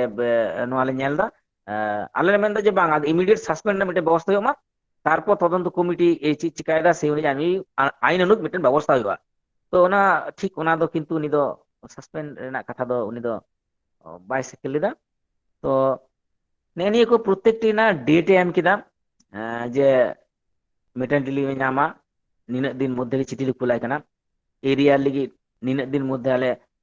মানে বিকাশ ভবন রে চিঠি লে কুলেদা এবং যাহা লেকা সিকোয়েন্স মেনটেন ওনা লে ñela আর সকই লেটার ডাক্তার বেরালে কুলাই কানা মোটামুটি 7 দিন ভিতরে আর কমিটি না রেজাল্ট যা হইবা ওনা পরিপ্রেক্ষিতে আইনানুগ যা শাস্তি কানা কমিটি ওনা দো যত কিছু লে জমায় কমিটি টান আলে রিপোর্ট লে এমা সকই না লেটার নিলে জমাইলে তারপর আলে দো মানে নোয়া নিয়ে দো মানে আছি সিদ্ধান্ত দো না উনকো কমিটি রে তিরগে তাহেনা নেনকান মিটেন গালমারাও হইনা। তো গালমারাও তালাতে যেটুকু বুঝিনা যে দেখাই যাক, আশা করে যাক কিছু পজিটিভ মিটেন রেজাল্ট ñamoa। আর নিহ বারবার মেন হইনা আলে যদি মানে যাহা লেকা আলে দাবিদা ওনা না যদি সন্তুষ্টি বাং হই তালিয়া তাহলে কিন্তু পরবর্তী পদক্ষেপ দো নিঃসন্দেহে মিটেন গুরুত্বপূর্ণ পদক্ষেপ হইবা। তাতে অ্যাট্রোসিটি অ্যাক্ট খন এহব কাতে সানাম লেকানা আইনগত এবং সামাজিক সংগঠনগত বানার লেকানা স্টেপ কিন্তু আলে হাতাতে বাধ্য আলে। এনতে কান আপে ঠেন আঙ্গিবার তাইনা নওয়া ইনকোয়ারি কমিটি যা কানা ওনা না যেন একদম নিরপেক্ষ যথার্থ রিপোর্ট হইমা আর আলে বাড়ায়া নওয়া কথাই মেন কাদা এনতে কান উনি দো দোষী কানা এবং দোষী যেন আইনানুগ শাস্তি ñamma নিয়ে কথালে মেন কেদা এনতে থেকে মোটামুটি এত দীর্ঘ ম্যারাথন গালমারা হই কানা প্রায় 2.5 ঘন্টা তো কানিয়া আরো বেশি বোধ হয়। তো নিয়ে কানা মোটামুটি মিটেন মানে মিটেন সামাপ কানা আর কি সামারি মিটেন মেন কিনি আর যদি যাহা করে না কিছু মানে ত্রুটি তাহেন গিয়া পার্থক্য তাহেনা ওনা দো কভার তখন পে মাইন কান জোহার গে। আইমা সরহাও সসিদা ᱡᱟᱦᱟᱸ ᱠᱚ ᱚᱸᱰᱮ ᱜᱟᱞᱢᱟᱨᱟᱣ ᱦᱩᱭ ᱞᱮᱱᱟ ᱚᱸᱰᱮ ᱚᱲᱯᱟᱛ ᱜᱮ ᱢᱚᱴᱟᱢᱩᱴᱤ ᱞᱟᱹᱭ ᱠᱮᱫᱟᱭ, ᱥᱟᱱᱟᱢ ᱠᱟᱛᱷᱟ ᱜᱮ ᱢᱚᱱᱮ ᱦᱚᱭ ᱞᱟᱹᱭ ᱠᱮᱫᱟᱭ, ᱮᱱ ᱨᱮᱦᱚᱸ ᱜᱩᱭᱨᱟᱢ ᱫᱟ ᱠᱟᱹᱴᱤᱡ ᱤᱧ ᱱᱮᱦᱚᱨᱟᱢ ᱠᱟᱱᱟ ᱟᱢ ᱠᱟᱹᱴᱤᱡ ᱞᱟᱹᱭ ᱛᱟᱵᱚᱱ ᱢᱮ ᱡᱩᱫᱤ ᱡᱟᱦᱟᱸ ᱠᱚ ᱡᱟᱭᱜᱟ ᱨᱮ ᱥᱚᱥᱤᱫᱟ ᱦᱤᱲᱤᱧ ᱟᱠᱟᱫ ᱠᱷᱟᱱᱮ ᱥᱮ ᱵᱟᱭ ᱞᱟᱹᱭ ᱫᱟᱲᱮ ᱠᱟᱣᱫᱟ ᱥᱮ ᱞᱟᱹᱭᱮᱢ ᱢᱚᱱᱮᱭᱮᱫᱟ ᱡᱮ ᱱᱚᱣᱟ ᱠᱚᱦᱚᱸ ᱟᱨ ᱠᱟᱹᱴᱤᱡ ᱞᱟᱹᱭ ᱫᱚᱨᱠᱟর, কিংবা ᱟᱢ ᱥᱮᱱ ᱠᱟᱛᱮ ᱚᱸᱰᱮ ᱚᱠᱟ ᱞᱮᱠᱟᱢ ᱵᱩᱡ ᱠᱮᱫᱟ ᱠᱚᱞᱮᱡᱽ ᱵᱷᱤᱛᱨᱤ ᱨᱮᱱᱟᱜ ᱡᱟᱦᱟᱸ ᱯᱚরিবেশ ᱡᱟᱦᱟᱸ ᱟᱞᱳᱪᱚᱱᱟ ᱦᱩᱭᱱᱟ ᱚᱱᱟ ᱤᱫᱤ ᱠᱟᱛᱮ ᱢᱤᱫ ᱵᱟᱨ ᱠᱟᱛᱷᱟ ᱜᱩᱭᱨᱟᱢ ᱫᱟ।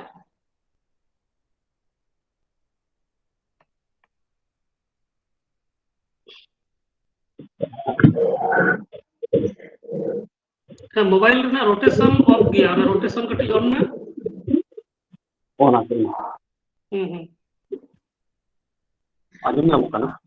হ্যাঁ আজম দো আজম কোনা ছবিতে এটা রকম কানা rotation on May auto rotate say rotation যাহা গে মেনা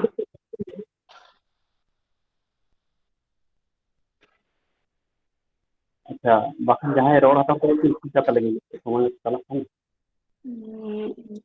বেশি তো गुइरा বাংলা फोन के रोटेट में 90 डिग्री रोटेट में आमा जहां फोन ओना के 90 डिग्री रोटेट में ᱟᱫᱚ ᱦᱳᱭ ᱯᱷᱳᱱ ᱢᱟᱧ ᱤᱭᱟᱹ ᱞᱮᱠᱷᱟᱱ ᱫᱚ ᱱᱚᱜᱼᱚ ᱱᱚᱝᱠᱟ ᱠᱟᱱᱟ। हाँ हाँ হ্যাঁ ठीक ঠিক है আছে নৌকা থেকে রড মে নৌকা থেকে রড মে ঠিক গিয়া রিতু দো हाँ হুম ये ठीक হুম है। হুম ᱟᱪᱪᱷᱟ, ᱥᱟᱱᱟᱢ ᱠᱚᱜᱮ ᱢᱟᱱᱚᱛ ᱡᱚᱦᱟᱨ। ᱡᱟᱦᱟᱸᱭ ᱞᱟᱹᱭ ᱠᱮᱜᱼᱟ ᱥᱚᱥᱤᱫᱟ ᱡᱷᱚᱛᱚ ᱜᱮ ᱞᱟᱹᱭ ᱢᱩᱪᱟᱹᱫ ᱟᱠᱟᱫ ᱡᱷᱚᱛᱚ ᱜᱮ ᱠᱷᱚᱵᱚᱨ ᱟᱠᱟᱫ ᱞᱮᱠᱟᱧ ᱢᱚᱱᱮᱭᱮᱫᱟ। ᱛᱚ ᱮᱱᱦᱚᱸ ᱤᱧᱟᱹᱜ ᱡᱟᱦᱟᱸ ᱚᱱᱩᱵᱷᱩᱛᱤ ᱛᱚ ᱮᱢᱚᱱ ᱢᱤᱫᱴᱮᱱ ᱟপ্যায়ন ᱱᱚᱣᱟ ᱫᱚ ᱡᱟᱦᱟᱸᱭ ᱥᱴᱩᱰ ᱞᱮ ᱛᱟᱦᱮᱸ ᱠᱟᱱᱟ ᱩᱱᱠᱩ ᱜᱮᱞᱮ ᱵᱟᱲᱟᱭᱟ ᱡᱮ ᱡᱚᱛᱚ ᱱᱩᱱᱟᱹᱜ আপ্যায়ন ᱱᱩᱱᱟᱹᱜ ᱠᱷᱟᱹᱛᱤᱨ ᱞᱮᱭᱟ ᱠᱚ মানে মাঝে মাঝে প্রশ্ন জাগাও কানা যে ᱱᱩᱠᱩ ᱢᱟ ᱟᱹᱰᱤ ᱵᱷᱟᱜᱤ ᱦᱚᱲ ᱫᱚ ব্যাপারটা ᱪᱮᱫ মানে একদম আᱹᱰᱤ মনে হয় ᱠᱟᱱᱟ সংসদ ᱨᱮ মিটিং লে ᱥᱮᱱ ᱟᱠᱟᱱ ᱞᱮᱠᱟ। তো ᱚᱱᱟ ᱢᱟ ᱡᱚᱛᱚ ᱠᱤᱪᱷᱩ ᱴᱷᱤᱠ ᱜᱮᱭᱟ ᱡᱟ ᱦᱩᱭ ᱠᱟᱱᱟ ᱡᱚᱛᱚ ᱞᱟᱹᱭ ᱠᱮᱜᱼᱟ ᱥᱚᱥᱤᱫᱟ ᱢᱩᱪᱟᱹᱫ ᱫᱷᱟᱹᱨᱤᱡ। ᱮᱱᱦᱚᱸ ᱟᱨ ᱢᱤᱫᱴᱮᱱ ᱡᱤᱱᱤস ᱤᱧᱟᱹᱧ ᱢᱚᱱᱮᱭᱮᱫᱟ ᱡᱮ ᱚᱸᱰᱮ ᱛᱚ ᱟᱨᱦᱚᱸ ᱥᱚᱵᱚᱝ ᱠᱚᱞᱮᱡᱽ ᱨᱮᱱ ᱜᱤᱫᱽᱨᱟᱹ ᱛᱟᱦᱮᱸ ᱠᱟᱱ ᱜᱮᱭᱟ ᱯᱟᱹᱴᱷᱩᱣᱟᱹ ᱠᱚ ᱛᱟᱦᱮᱸ ᱠᱟᱱ ᱜᱮᱭᱟ ᱥᱟᱱᱛᱟᱲ ᱫᱟᱹᱭ ᱠᱟᱱᱟ ᱥᱚᱥᱤᱫᱟᱭ ᱞᱟᱹᱭ ᱠᱮᱫ ᱜᱮᱭᱟ ᱡᱮ ᱡᱟᱦᱟᱸ ᱜᱮᱫᱟরিং ᱦᱩᱭᱱᱟ ᱠᱟᱛᱷᱟ ᱦᱚᱭতো ᱫᱟᱜ ᱠᱷᱟᱹᱛᱤᱨ তো এনহতো পার্সোনালি কিছু কিছু পাপি ম্যাডামে ᱞᱟᱹᱭᱟᱫ ᱠᱚ ডিপার্টমেন্ট ᱥᱟᱱᱛᱟᱲ ᱰᱤᱯᱟর্টমেন্ট ᱢᱮᱱᱟᱜ ᱠᱚᱣᱟ ᱥᱟᱱᱛᱟᱲ ᱜᱤᱫᱽᱨᱟᱹ ᱢᱮᱱᱟᱜ ᱠᱚᱣᱟ ᱩᱱᱠᱩ ᱠᱚ ᱵᱟᱠᱚ ᱦᱮᱡ ᱞᱮᱱᱟ ᱩᱱᱠᱩ ᱚᱱᱟᱜᱮ ᱩᱱᱠᱩ ᱪᱮᱛᱟᱱ ᱠᱟᱹᱴᱤᱡ ᱤᱧᱟᱹᱜ ᱠᱷᱩᱵ ᱛᱟᱦᱮᱸᱭᱮᱱᱟ ᱡᱮ ᱩᱱᱠᱩ ᱠᱚ ᱞᱟᱹᱭ ᱛᱩᱞᱩᱡ ᱦᱚᱸ ᱵᱟᱠᱚ ᱥᱮᱴᱮᱨ ᱞᱮᱱᱟ। ᱟᱪᱪᱷᱟ ᱱᱤᱭᱟᱹ ᱢᱤᱫᱴᱮᱱ ᱠᱟᱛᱷᱟ ᱟᱨ ᱢᱤᱫᱴᱮᱱ ᱡᱟᱦᱟᱸᱧ ᱢᱚᱱᱮᱭᱮᱫᱟ যে ᱡᱷᱚᱛᱚ ᱠᱤᱪᱷᱩ ᱜᱮ ᱢᱟᱱᱟᱣ ᱟᱠᱟᱫ প্রিন্সিপাল মানে আবহাওয়া তরফ ᱨᱮᱱᱟᱜ ᱡᱟᱦᱟᱸ লিখিত ডিমান্ড ᱛᱟᱦᱮᱸ ᱠᱟᱱᱟ ᱡᱷᱚᱛᱚ ᱠᱤᱪᱷᱩ ᱜᱮ ᱢᱟᱱᱟᱣ ᱟᱠᱟᱫᱼᱟ ᱢᱤᱫᱴᱮᱱ প্রিন্সিপাল সাহেব অস্বীকার ᱛᱮ ᱵᱟᱹᱜᱤ ᱵᱟᱲᱟᱜ ᱠᱟᱱᱟ যে পাপিয়া ম্যাডাᱢᱟᱜ চিঠি ᱵᱟᱭ ᱧᱟᱢᱟ ᱟᱵᱚ ᱵᱚᱱ ᱞᱟᱹᱭᱟ ᱛᱮ পাপিয়া চিঠি ভেজে ᱡᱟᱦᱟᱸ চিঠি ভিত্তি মারে থাকে তো ওনার চিঠি ᱨᱮᱱᱟᱜ কিছু বয়ান অদল বদল ᱠᱟᱛᱮ প্রিন্সিপাল সাহেবে এমায়া ওনা তো ভেজা কাউকে তো প্রিন্সিপাল সাহেব উনি অস্বীকার কিয়া যে বাংলা বাই এমকাও আর বাদ বাকি যত কি ঠিক গিয়া নিশ্চিত ধারিক যত কিছু কি ঠিক গিয়া আবহাওয়া जहाँ পরিকল্পনা আছে পরিকল্পনা মাফিক যে করছি তো নিয়ে যে নিয়ে আর বাদ বাকি সুবিধা যদি জানা হয়েছে মাত্র আচ্ছা আয়মা সারহাও আর চালা মুদ্রে আরসাল দা আম কটি ᱞᱟᱹᱭ ᱛᱟᱵᱚᱱ ᱢᱟ ᱱᱤᱛᱚᱜ যদি জাহানাᱜ ᱦᱤᱲᱤᱧ ᱟᱠᱟᱱ ᱠᱷᱟᱱ ᱥᱮ ᱟᱨᱚ ᱡᱩᱫᱤ ᱡᱟᱦᱟᱱᱟᱜ ᱞᱟᱹᱭ ᱡᱩᱴᱤᱡ ᱨᱮᱭᱟᱜ ᱢᱮᱱᱟᱜ ᱠᱷᱟᱱ ᱱᱚᱣᱟ ᱤᱥᱩᱛᱮ ᱚᱸᱰᱮ ᱪᱟᱞᱟᱣ ᱞᱮᱱᱟ ᱵᱚᱱ ᱚᱸᱰᱮᱱᱟᱜ ᱡᱟᱦᱟᱸ ᱜᱷᱚᱴᱚᱱᱟ ᱠᱚ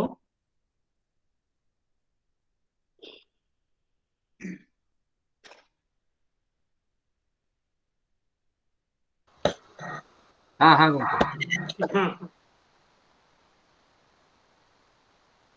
लेकिन ये निये इशू इदी कते आर एक्स्ट्रा किछु लेते रहना बनुआ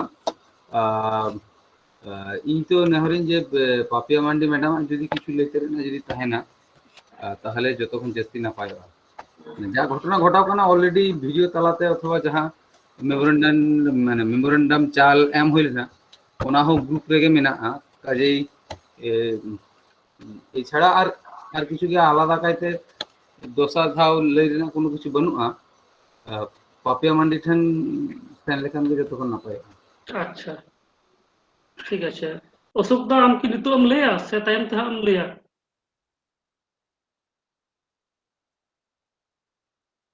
कटिज परेᱧ लैदा जस्ट আচ্ছা পরে कटिज चलू परे আচ্ছা ঠিক আছে তো যাহা তাহলে সুশীদাই লই কিদা সে গহিরাম দা যাহাই লই কিদা তো গহিরাম দা যাহাই লই কিদা ওনা হো কথা পয়েন্ট কান গিয়া যে প্রিন্সিপালে লই দাই যে ম্যাডাম টেন খুনা ইন দো কিন্তু চিঠি আউরিñ ᱧᱟᱢᱟ মেন দো যাহা চিঠি ভাইস চ্যান্সেলর ঠে সেন কানা নোয়া চিঠি রিনা কপি প্রিন্সিপাল ঠে বাং সেন কানা ওনা মিদটেন প্রিন্সিপালে অস্বীকার কিদাই লেদা ইন দো ঘুর পথে ইনটে হেজ কানা কিন্তু এটা সেতে এটা ভাবতে ডিরেক্ট ম্যাডাম ঠে খুনা বাং হেজ কানা আর দোসার আর মিদটেন জিনিস প্রিন্সিপালে লই কিদাই যে ওই যে ঘটনা কো ঘটাক কান তেহেনা নোয়া কো দো হয়তো লাহা খনা ঘটাও হিজুক কানা কিন্তু ইন ঠেন দো নোয়া বাং হেজ কানা যদি ইন ঠেন হেজ কোয়া অবশ্যই ওনা দো ব্যবস্থাই হাতাও কিয়া আর বাকি কো দো মোটামুটি ওনা কো কান গিয়া যাহা কো সুশীদাই লই কিদা সে এটা কো লই কিদা ওনা কো মোটামুটি ওনা আলোচনা দো হুই কানা তো নোয়া পরিপ্রেক্ষিতে বাকি কো হাক কো লই তাবুনা যাহাই কো তো সেটার মেনা কোয়া সে ওনা লাহারে পাপিয়া ম্যাডাম যদি আম জাহানা এম লইয়া কাটি তাহলে খান ভাগে কোয়া তারপরে হাক বন আলোচনা কিয়া গালমারাও গোটা কিয়া বন যদি যাহা করে ভুল ভ্রান্তি তাহেনা সাজেশন তাহেনা সে প্রিন্সিপাল যাহা কই লইদা ওনা কো ওকা কো জায়গা রে ᱪᱮᱫ ᱞᱮᱠᱟ ᱠᱟᱛᱮ ᱛᱟᱭᱚᱢ ᱫᱟᱨᱟᱢ ᱩᱱᱤ ᱥᱟᱞᱟᱜ ᱞᱟᱹᱭ ᱦᱩᱭᱩᱜᱼᱟ ᱛᱟᱦᱞᱮ ᱥᱩᱵᱤᱫᱷᱟᱜᱼᱟ ᱟᱨᱠᱤ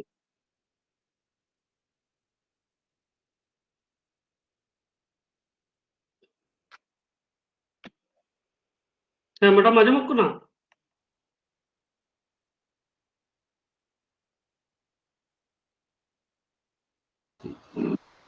विपुति হ্যাঁ हाँ लेकिन जे ओना लई बांग होले ना जे प्रिंसिपल किंतु निये कथा लई लेदा जे इन ठेन ओना कथा बांग हेज लेना जे उनका घटना घटा कना मानसिक माने ओना माने मीटिंग रे से गालोच रे किंतु निये कथा हो लई होइले ना तो मिटेन कॉलेज रे ओनकान घटना घटा कना उन रे हो आम ठेन ओनकान घटना रे कोनो तथ्य अथवा कोनो संकेत बा कोनो खबर बांग हिजु कना ओना किंतु अथॉरिटी কিন্তু মিটেন মানে উনকো মিটেন মানে লুপ হোল কিন্তু ওনা তো ঠিক আছে হ্যাঁ অবশ্যই অবশ্যই আলোচনা অনেক কথা মানে বা ওনা যত গঙ্কের পাকো ঠেন বাং লই সদর লেখান ওনা হো উনকো তো ইয়ে আর নিয়ে কথা হো লই হইলি না যে এই যে পাপিয়া মান্ডি ম্যাডাম বিভাগীয় প্রধান ঠেন লই লেদায় তাহলে যাহা কোনো এলাকারে অথবা যাহা টোঠারে যদি গন্ডগোল হইয়া আমার এলাকারে आम डायरेक्ट राष्ट्रपति ठेन सेनो आम प्रधानमंत्री ठेन सेनो आम अथवा एलाकारेन जहाय आधिकारिक माने उनी ठेन सेटर आम অবশ্যই পাপিয়া মান্ডি ম্যাডাম আয়াক কামি লেকাতে যাহাই বিভাগীয় প্রধান উনি ঠেন নি ইস্যু ইদি কাতে আয়মা ধাও ইয়ে লেদায় নক লেদায় এখন বিভাগীয় প্রধান চেদা মানে প্রিন্সিপাল ঠেন বাই ইয়ে লেদায় ওনা হ কিন্তু মানে ওনা কথা হ ইন লই লেদি যে নোয়া ইস্যু ইদি কাতে হ উনি চার্জ অথবা উনি ঠেন জবাবদিহি মানে করার না কিন্তু লাগতি মেনা নোয়া দো কর্তৃপক্ষ দায়িত্ব যত ইয়ে যে চেদা পাপিয়া মান্ডি চেদা প্রিন্সিপাল ঠেন চেদা বাই লই লেদায় নিয়ে তো কিছুটা যেন উনি কোন ঠাসা লেখা ইয়ে কর অবশ্যই ওনা স্টেপ বাই স্টেপ চালাওয়ার কথা এবং ওনা প্রিন্সিপাল ঠেন লই হইলে না যাই হোক পাপিয়া মান্ডি ম্যাডাম হয়তো আজম নিবে itu ki anjom nyamuk kana inya katha হ্যাঁ হ্যাঁ হ্যাঁ itu আঁজᱚᱢᱚᱜ ᱠᱟᱱᱟ এখন বাং আজম মানে আচ্ছা হ্যাঁ disturb kan. bang aজম nyamuk kan teh ঠিক kata mena ape adi adi sarhau ing lagi te adi kami ka ape ingin lelia miteng arji je inya ing salak te tahen pe chet ka katin poka dahat tin chala ing do protibad rena do ichha menak tinya kintu chet ka katin tarama noa rasta do tiso buñ aড়গো kana to ape katik sahajjoñ pe oka dahat te pe taram pe leanya onka tegin chala এবং সেই অনুযায়ী কামি হো চালাও কানা বেশিরভাগ যেমন in প্রথম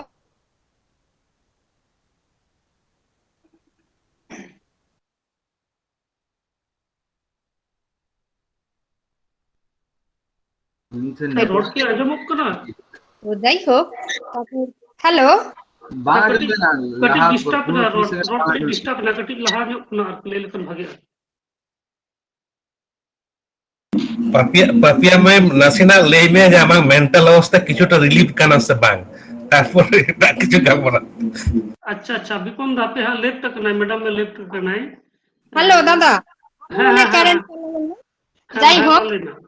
হুম তারপরে আপে চেষ্টাতে লেই কা উনকা গিন তাড়ামিয়া ইনজে একবারে মানে ওনা বততে একবারে দৌড় কাতে নির কানা অঙ্কা জিনিসটা কিন্তু বাং তাহলে ইঞাক যদি প্রতিবাদ না ইচ্ছা বাং থাকবা তাহলে আপে ঠেন আরজি দো বুñ জানাম কিয়া অঙ্কা গে ডিলি গে মোটামুটি চেষ্টা কাতে গিন হেতে কানা অঙ্কা কাতে গিন চালাও কোয়া তো নিয় জায়গারে ঠিক জায়গা গে চালাক কানা আপে ওকা পে লেইয়া অঙ্কা গিন চালাক কানা এবং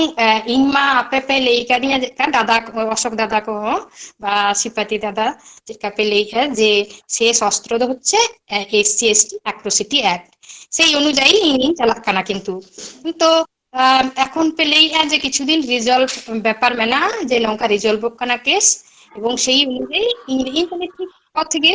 হ্যাঁ কিন্তু অনেক পার্সাল দাদা যে তেহেন যে লেই মানে একটা খারাপ মিটং মেসেজ চালাক কানা কিন্তু হট ঠেন যে ইন প্রতিবাদ বুñ করাও লাগিতে হ্যাঁ ইন বতরক কানি হ্যাঁ এবং ওনা খাতির তে উকুন কানা হ্যাঁ এবং ওনা খাতির তে ঝত্ত হড় কো রাগিক কানা যে হ্যাঁ উনি মা মিটং মানে প্রথম মিটং ইজে হুই দাঁড়ে কে উনি ইজে নেলতে আরো আডি হড় কো হেজ কোয়া হ্যাঁ কি নৌকা নৌকা যে ব্যাপার কো হুয়ুক কানা ইন দো কিন্তু বতরতে বুñ উকুন কানা নোয়া রাস্তাতে হিজে কানা মানে আপে চেক কাপেলে অঙ্কা কাতে গিন চালা কিন্তু নৌকা ইদি কাতে হট ঠেন দো ইন নিতুম তে আলো পেলেয়া নোয়া ইᱧᱟᱜ মিটং আরজি ভুল মেসেজ যেন হড় বাকো ñam মা আপে ওকা পে লেইয়া ওনা তেগিন চালাক কানা এবং শেষ অবধি হো ওনা তেগিন চালা হ্যাঁ কিন্তু যে হ্যাঁ নোডে ইন ᱠᱟᱹᱴᱤᱡ ᱤᱧ ᱞᱟᱹᱭ ᱞᱮᱜᱮ ᱱᱚᱣᱟ ᱢᱮᱰᱟᱢ ᱡᱟᱦᱟᱸ ᱤᱥᱩᱭ ᱞᱟᱹᱭ ᱠᱮᱫᱟ ᱱᱚᱣᱟ ᱨᱮᱭᱟᱜ ᱡᱟᱦᱟᱸ মিডিয়াতে ইন দো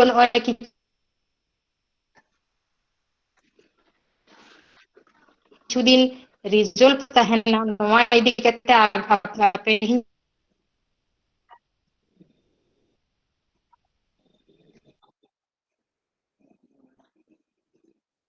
হ্যাঁ ম্যাডাম রড ঠিক সাইজ বাং আঁজᱚᱢᱚᱜ ᱠᱟᱱᱟ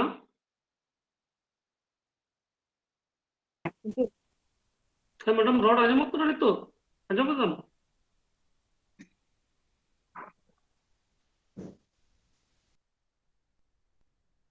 हेलो অশোক দা আঁজᱚমᱚᱜ ᱠᱟᱱᱟ রড आयम करा হ্যাঁ রডেম আঁজᱚᱢ দা ম্যাডাᱢ আমার রড দুñ আঁজᱚᱢ দা ম্যাডাম রডেম আঁজᱚᱢ দা তো যাই হোক हैं आजम दी হ্যাঁ দাদা তারপরে ওনা খারাপ ইন বুঝো কি আটি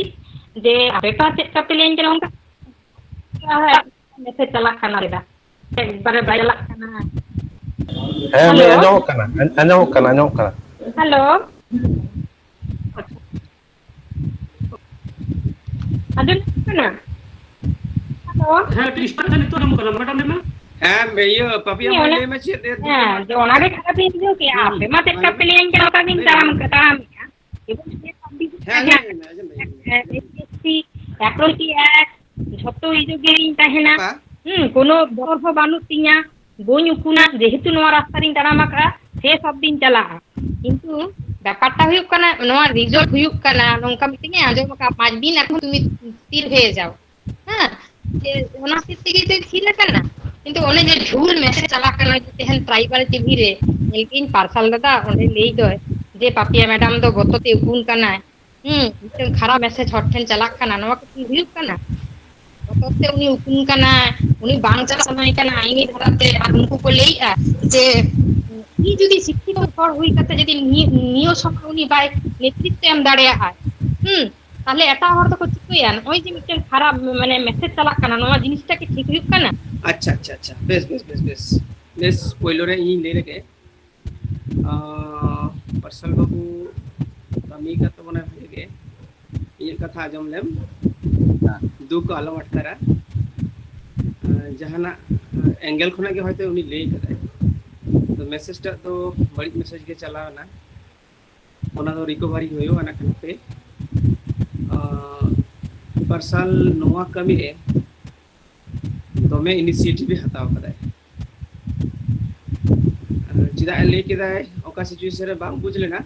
ᱛᱚᱵᱮ ᱡᱩᱫᱤ ᱢᱚᱱᱮ ᱵᱟᱹᱲᱤᱡ ᱠᱟᱱ ᱛᱟᱢ ᱠᱷᱟᱱ ᱫᱩᱠᱮᱢ ᱟᱴᱠᱟᱨ ᱠᱟᱫᱟᱢ ᱞᱟᱹᱭᱫᱟ ᱤᱧ ᱯᱨᱚফᱮᱥᱚᱨ ᱮᱥᱳᱥᱤᱭᱮᱥᱚᱱ ᱛᱚᱨᱚᱯ ᱴᱨᱟইᱵᱟল ওয়েলফেয়ার তরফ ᱥᱮᱫ ᱠᱷᱚᱱᱟᱜ ᱟᱢ ᱴᱷᱮᱱ ᱤᱧ ᱫᱩᱠ ᱤᱧ ᱥᱚᱫᱚᱨ ᱫᱟ ᱱᱚᱣᱟ ᱵᱟᱠᱷᱨᱟᱛᱮ ᱟᱞᱚᱢ ᱢᱚᱱᱮᱭᱟ ᱢᱮᱱᱟᱜ ᱞᱮᱜᱮᱭᱟ सावते ले तहन कान गया लास्ट ले नेल गया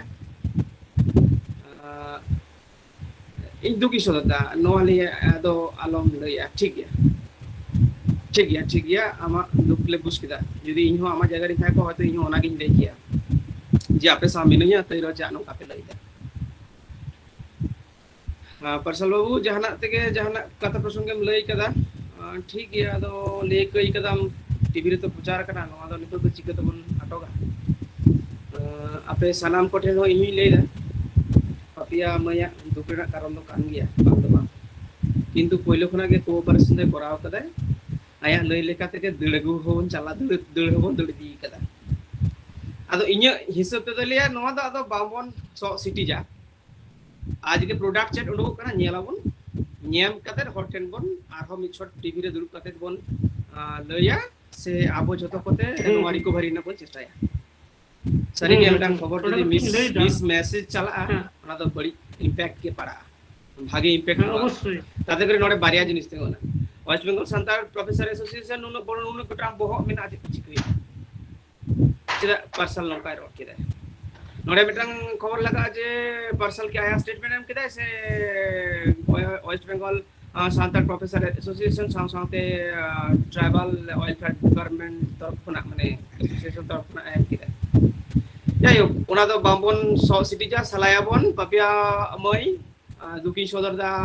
आले जोदा सानाम को तरफ खुना जायो जाना के किछुटांग मिसअंडरस्टैंडिंग करा नो हयतो लई कई कदा पार्सल बाबू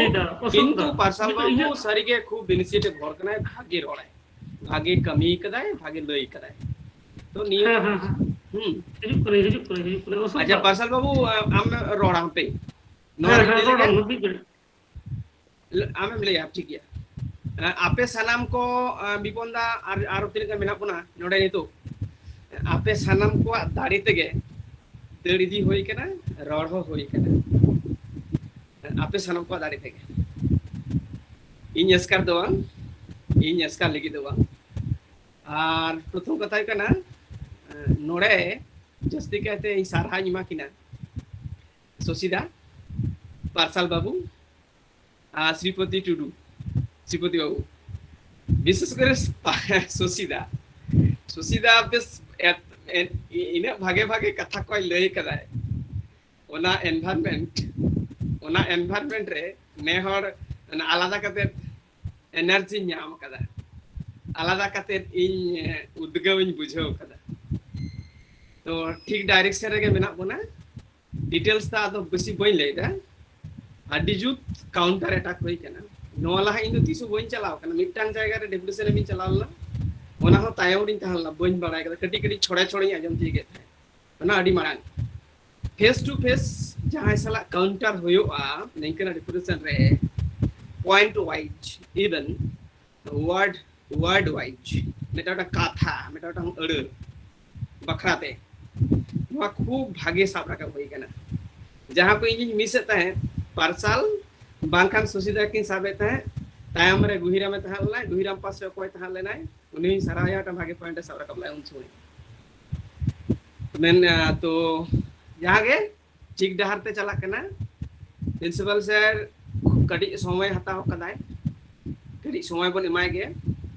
इजा पर्सनल व्यू इन लई लेगे एट्रोसिटी एक्ट ते जहां को बन ललई कना बा आरो एटा एटा संगठन को जहां को ललई कना नीत गे एट्रोसिटी एक्ट ते चला ना इच्छा बनु तिया चिता ओना रेना पॉजिटिव मेटांग किछु मेना और नेगेटिव को हो किछु मेना पॉजिटिव तो चेक करना उनी हर से मिस्टर बेरा माने उनी लाइफ टा हेल गो ताया नोआ ले खातिर आई लाइफ टा हेलो ताय मैं नो बन खजो ताहले चेक चल गे बन दड़ बड़ाय दा चेदा बन दड़ दी उनी अंत तो के मेटांग उपयुक्त शास्ति नाम माय सोसाइटी रे मेटांग मैसेज चला मा नोंका फर्दर जदी आरो एटा एटा कॉलेज रे एटा जगह को करावा नोंका होइरना चांस मेना ताहले एम दो चेक करा अबवा एक्चुअली नोवा दो नोडे तेंगुन कना जतो एडमिनिस्ट्रेटिव बॉडी मेना कोआ ब्यूरोक्रेट बॉडी होयो पॉलिटिकल बॉडी होयो उनको ठीक एडजस्ट ना को चेष्टाया उनी बांचा ना को चेष्टाया नोडे लेलई तिन दे मिसो बन खय लेखान जहां रे के मिसो नंबर बन जदि बन खजो 80 गान बन न्यामा 80 बन खय लेखान 60 बन न्यामा 50 बन खय लेखान 25 बन न्यामा इन खय करा जे मिसो बन खकोया जानी 80 दो बन न्यामा माने पोन कुड़ी दो बन न्यामा पोन कुड़ी बन न्याम लेखान के मोटामोटी मेटांग सोसाइटी रे मैसेज चला आर उनी मिस्टर बेरा होय बुझ दरे इन सिक्रो करा दोसार कथा जदि आय लाइफ हेलो ताया ओना तो बड़ी गे होय भागे तो बांग होय माने लघु पापे गुरुदंड लेका होय तो पापिया मई ओंडे ताहनाय तो कमियाय तो साउते आबार 2023 रे कैश मेना ताया इन खोजो कना कैश रे ओना इम्पैक्ट आलो पड़ा मा हाना नि कैश रे अडी किछु डिपेंड आय कॉलेज चितान एडमिनिस्ट्रेटिव बॉडी चितान रे प्रिंसिपल चितान एकालते प्रिंसिपल दया कते डॉन पारम कते जदि 12टा बन बजाय तो बेरावा ताले हापेन दिन ते प्रिंसिपल ठेन अब बाबू नि गने छे कोनो रिक्वेस्ट बाबो तो मेनखान नोआ परे मिस्टर बेरा तो सस्ती नाम होचो हि बखान सस्ती नाम माने निक लाइव स्टेटमेंट एम होचो हि एक कोय कते बांग खान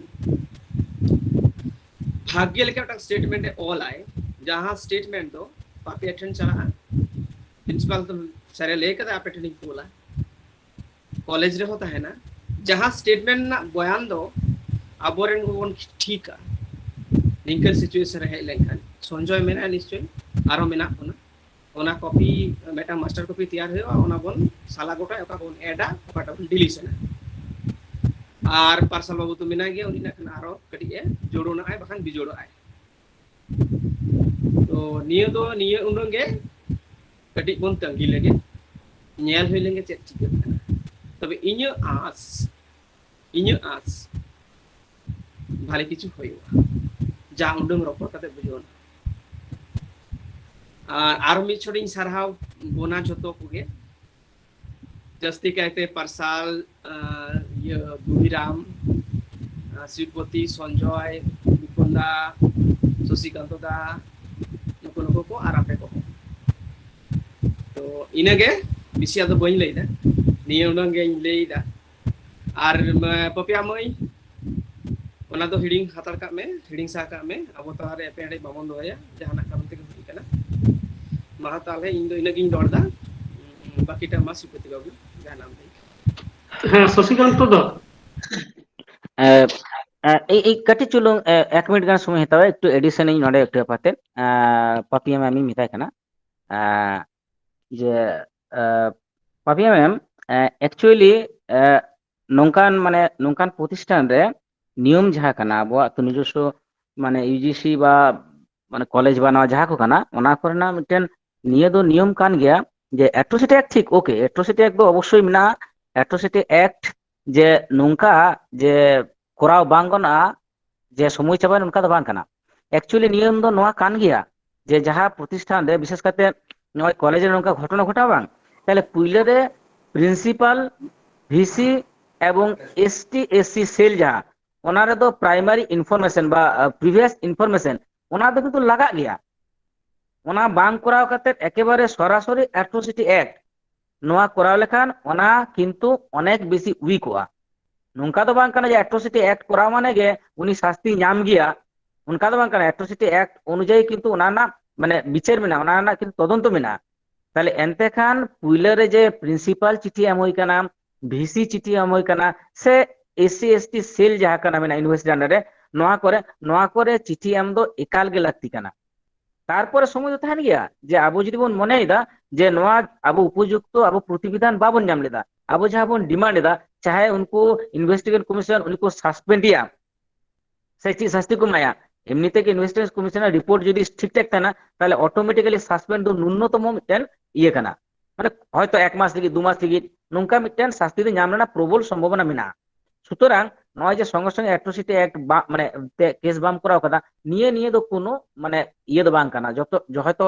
আমজনতা বাংকু বুঝা বাংকু বাড়ায় ওনা হাতে তো মেনদা পুইলারে গে সঙ্গে সঙ্গে অ্যাট্রোসিটি অ্যাক্ট দো উনকা দো বাং কানা নিয়ম দো পুইলা দাম যাহা প্রতিষ্ঠান কামিদা ওনার প্রিন্সিপাল উনি তো বাড়াইতে গিয়া ভিসি এবং মানে আলাদা স্বতন্ত্র সেল মিনা যারা এসসি এসটি সেল নোয়া কো বাড়াইতে গইয়া সুতরাং কোনো ব্যাপার বাং কানা আর মিটেন বিষয় যাই মানে বাং ম্যান হইলে না বাবন দিছেল দা নিয়ে কথা কিন্তু প্রিন্সিপাল বারবারে মেন কাদা এবং গভর্নিং বডির উনকু পেহর যায় থাকে না মানুষ বুয়ের যায় জজম তেরি থাকে না জজম মানে ডানাত কো মেন যে তোর উনি থাকে না বারবার মিটে কথা কো মেন কাদা যে আমরা বুঝতে পারিনি এরকম ঘটনা ঘটে গেছে কিন্তু আমরা কথা দিচ্ছি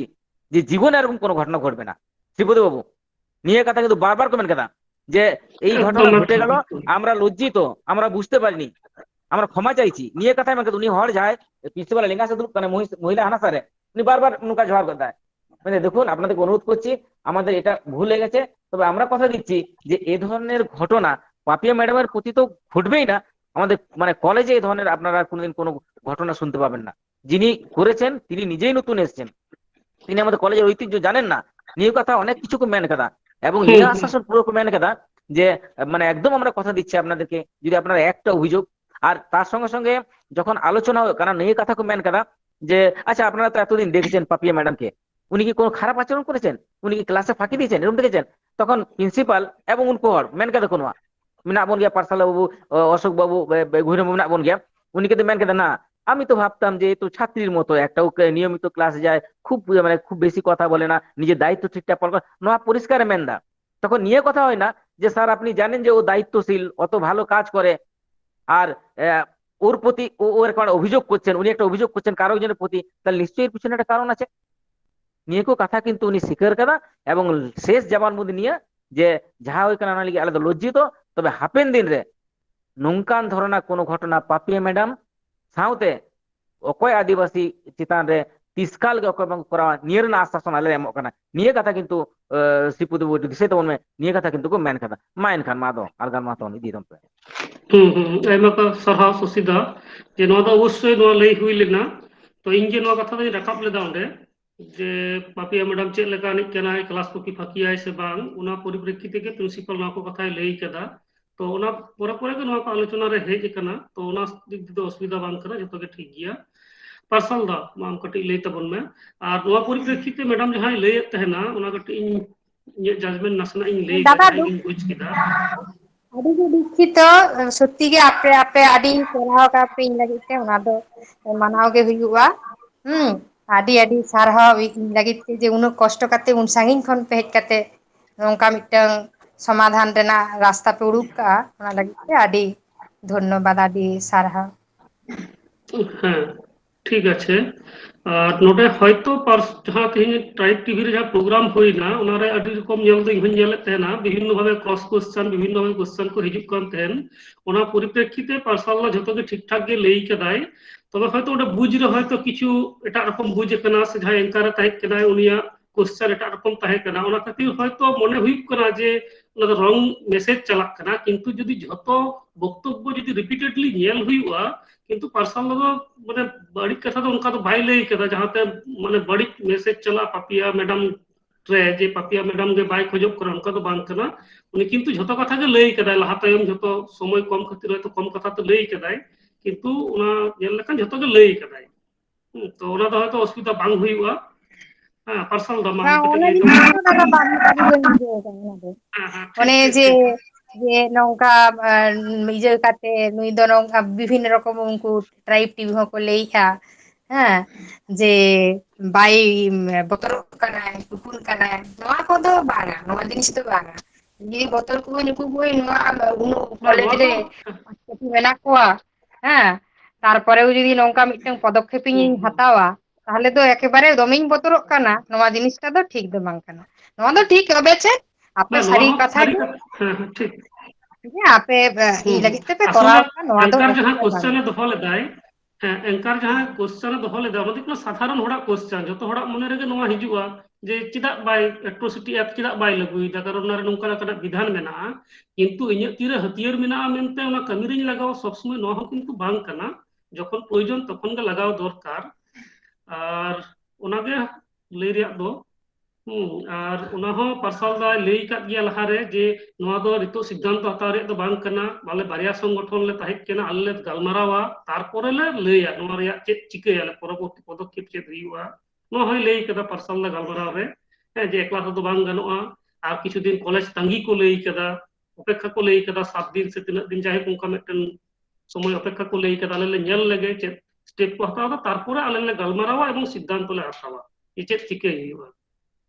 যাই হোক পার্সাল দা মা আম কাটিক লই তাবুন মে ওডে যাহা বন সেন লেনা সে ওভারঅল গালমারাও ko তালারে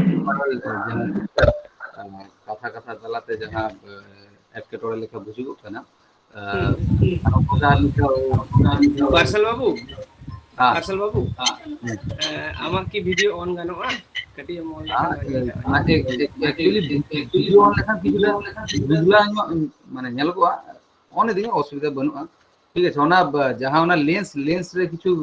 धुली कोना हयतो जमा आकाना आडी मारेले না বা ঠিক আছে টেনিয়াস আসলে তিন দবন গালমারাও অ্যাকচুয়ালি ঠিক আছে তো গালমারাও দবন যে চেত কো বন করাও কিদা ওকা কো ভাগে বন করাও কিদা ওকা কো বড়ি বন করাও কিদা পরেতে চেত কো বন করাও জাস্ট প্রিপারেশন লেখা বন লই দাঁড়ায় আনোয়া দো এটা বাত বাতাও রে চেত বাং কানা ভুল ভ্রান্তি হুইউ গিয়া এসোসিয়েশন ᱠᱷᱚᱱ ᱱᱚᱣᱟ ᱯᱳᱭᱞᱳ ᱱᱚᱝᱠᱟᱱᱟᱜ ᱢᱤᱫᱴᱮᱱ ᱯᱚᱫᱚᱠᱷᱮᱯ ᱦᱮᱸ ᱛᱚ ভুল ভ্রান্তি তাহেন স্বাভাবিক কানা ঠিক আছে ইকুতি হ্যাঁ আর পুইলে রেগে লইন যে ম্যাডাম যাহা কথা লইলে দেয় অথবা অশোকদা হো যাহা কথা লইলে দেয় আপেঠেন নহর নোয়া যাহা মিদ ঘন্টা রেনা গালোচ আখড়া আর মিদ ধাও নেল রেনা কিন্তু লাক্তি মেনা কারণ ওনা যাহা মিদ ঘন্টা রেনা গালোচ আখড়া হইলে না ওনারে ই ম্যাক্সিমাম অক্তে গে যে একদম ডে 1 রেগে চেদা উনি পুলিশ স্টেশন রে চেদা বাই সেন লেনা সে কোর্ট রে চেদা বাই সেন লেনা ওনা রেনা কিন্তু ই মানে ম্যাডাম সে গে ই রড়ে কান তাইলেন আর যাহা ওনা বতর রেনা কথা ওনা কিন্তু ই বাং রড়ে লেদি ওনা দো মানে যাহাই অ্যাঙ্কারার এখন অ্যাঙ্কারার চি এ মেনাই ওনা কিন্তু ইঞে তীরে অথবা যাহাই তীরে দো কিন্তু বনুয়া ঠিক আছে এখন অ্যাঙ্কারার উনি আই লেকাতে কিছু এমন কথা মানে মেনাই অথবা বাং মেনাই মানে স্টুডিও রে চি লেকা চি হুয়ুগ কানা ওনা রেনা দায়ভার অবশ্যই ইন চেতারে অথবা এসটি ওয়েলফেয়ার অ্যাসোসিয়েশন অথবা সান্তাল প্রফেসর অ্যাসোসিয়েশন চেতারে কিন্তু তাহে রেনা কথা তো বাং কানা ওনা দো টোটালি ওনা ট্রাইব টিভি চ্যানেল রে যাহাই নিয়ে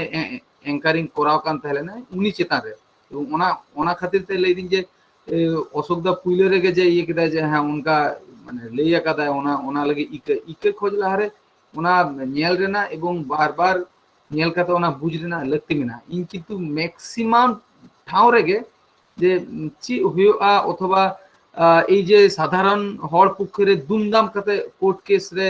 চালাও অথবা যে যাহা ওনা কোর্ট আনকোর্ট ওনা মুভি রেনা যাহা ডায়লগ যে तारीख पे तारीख ओना तो सरीना कथा तो उन रहो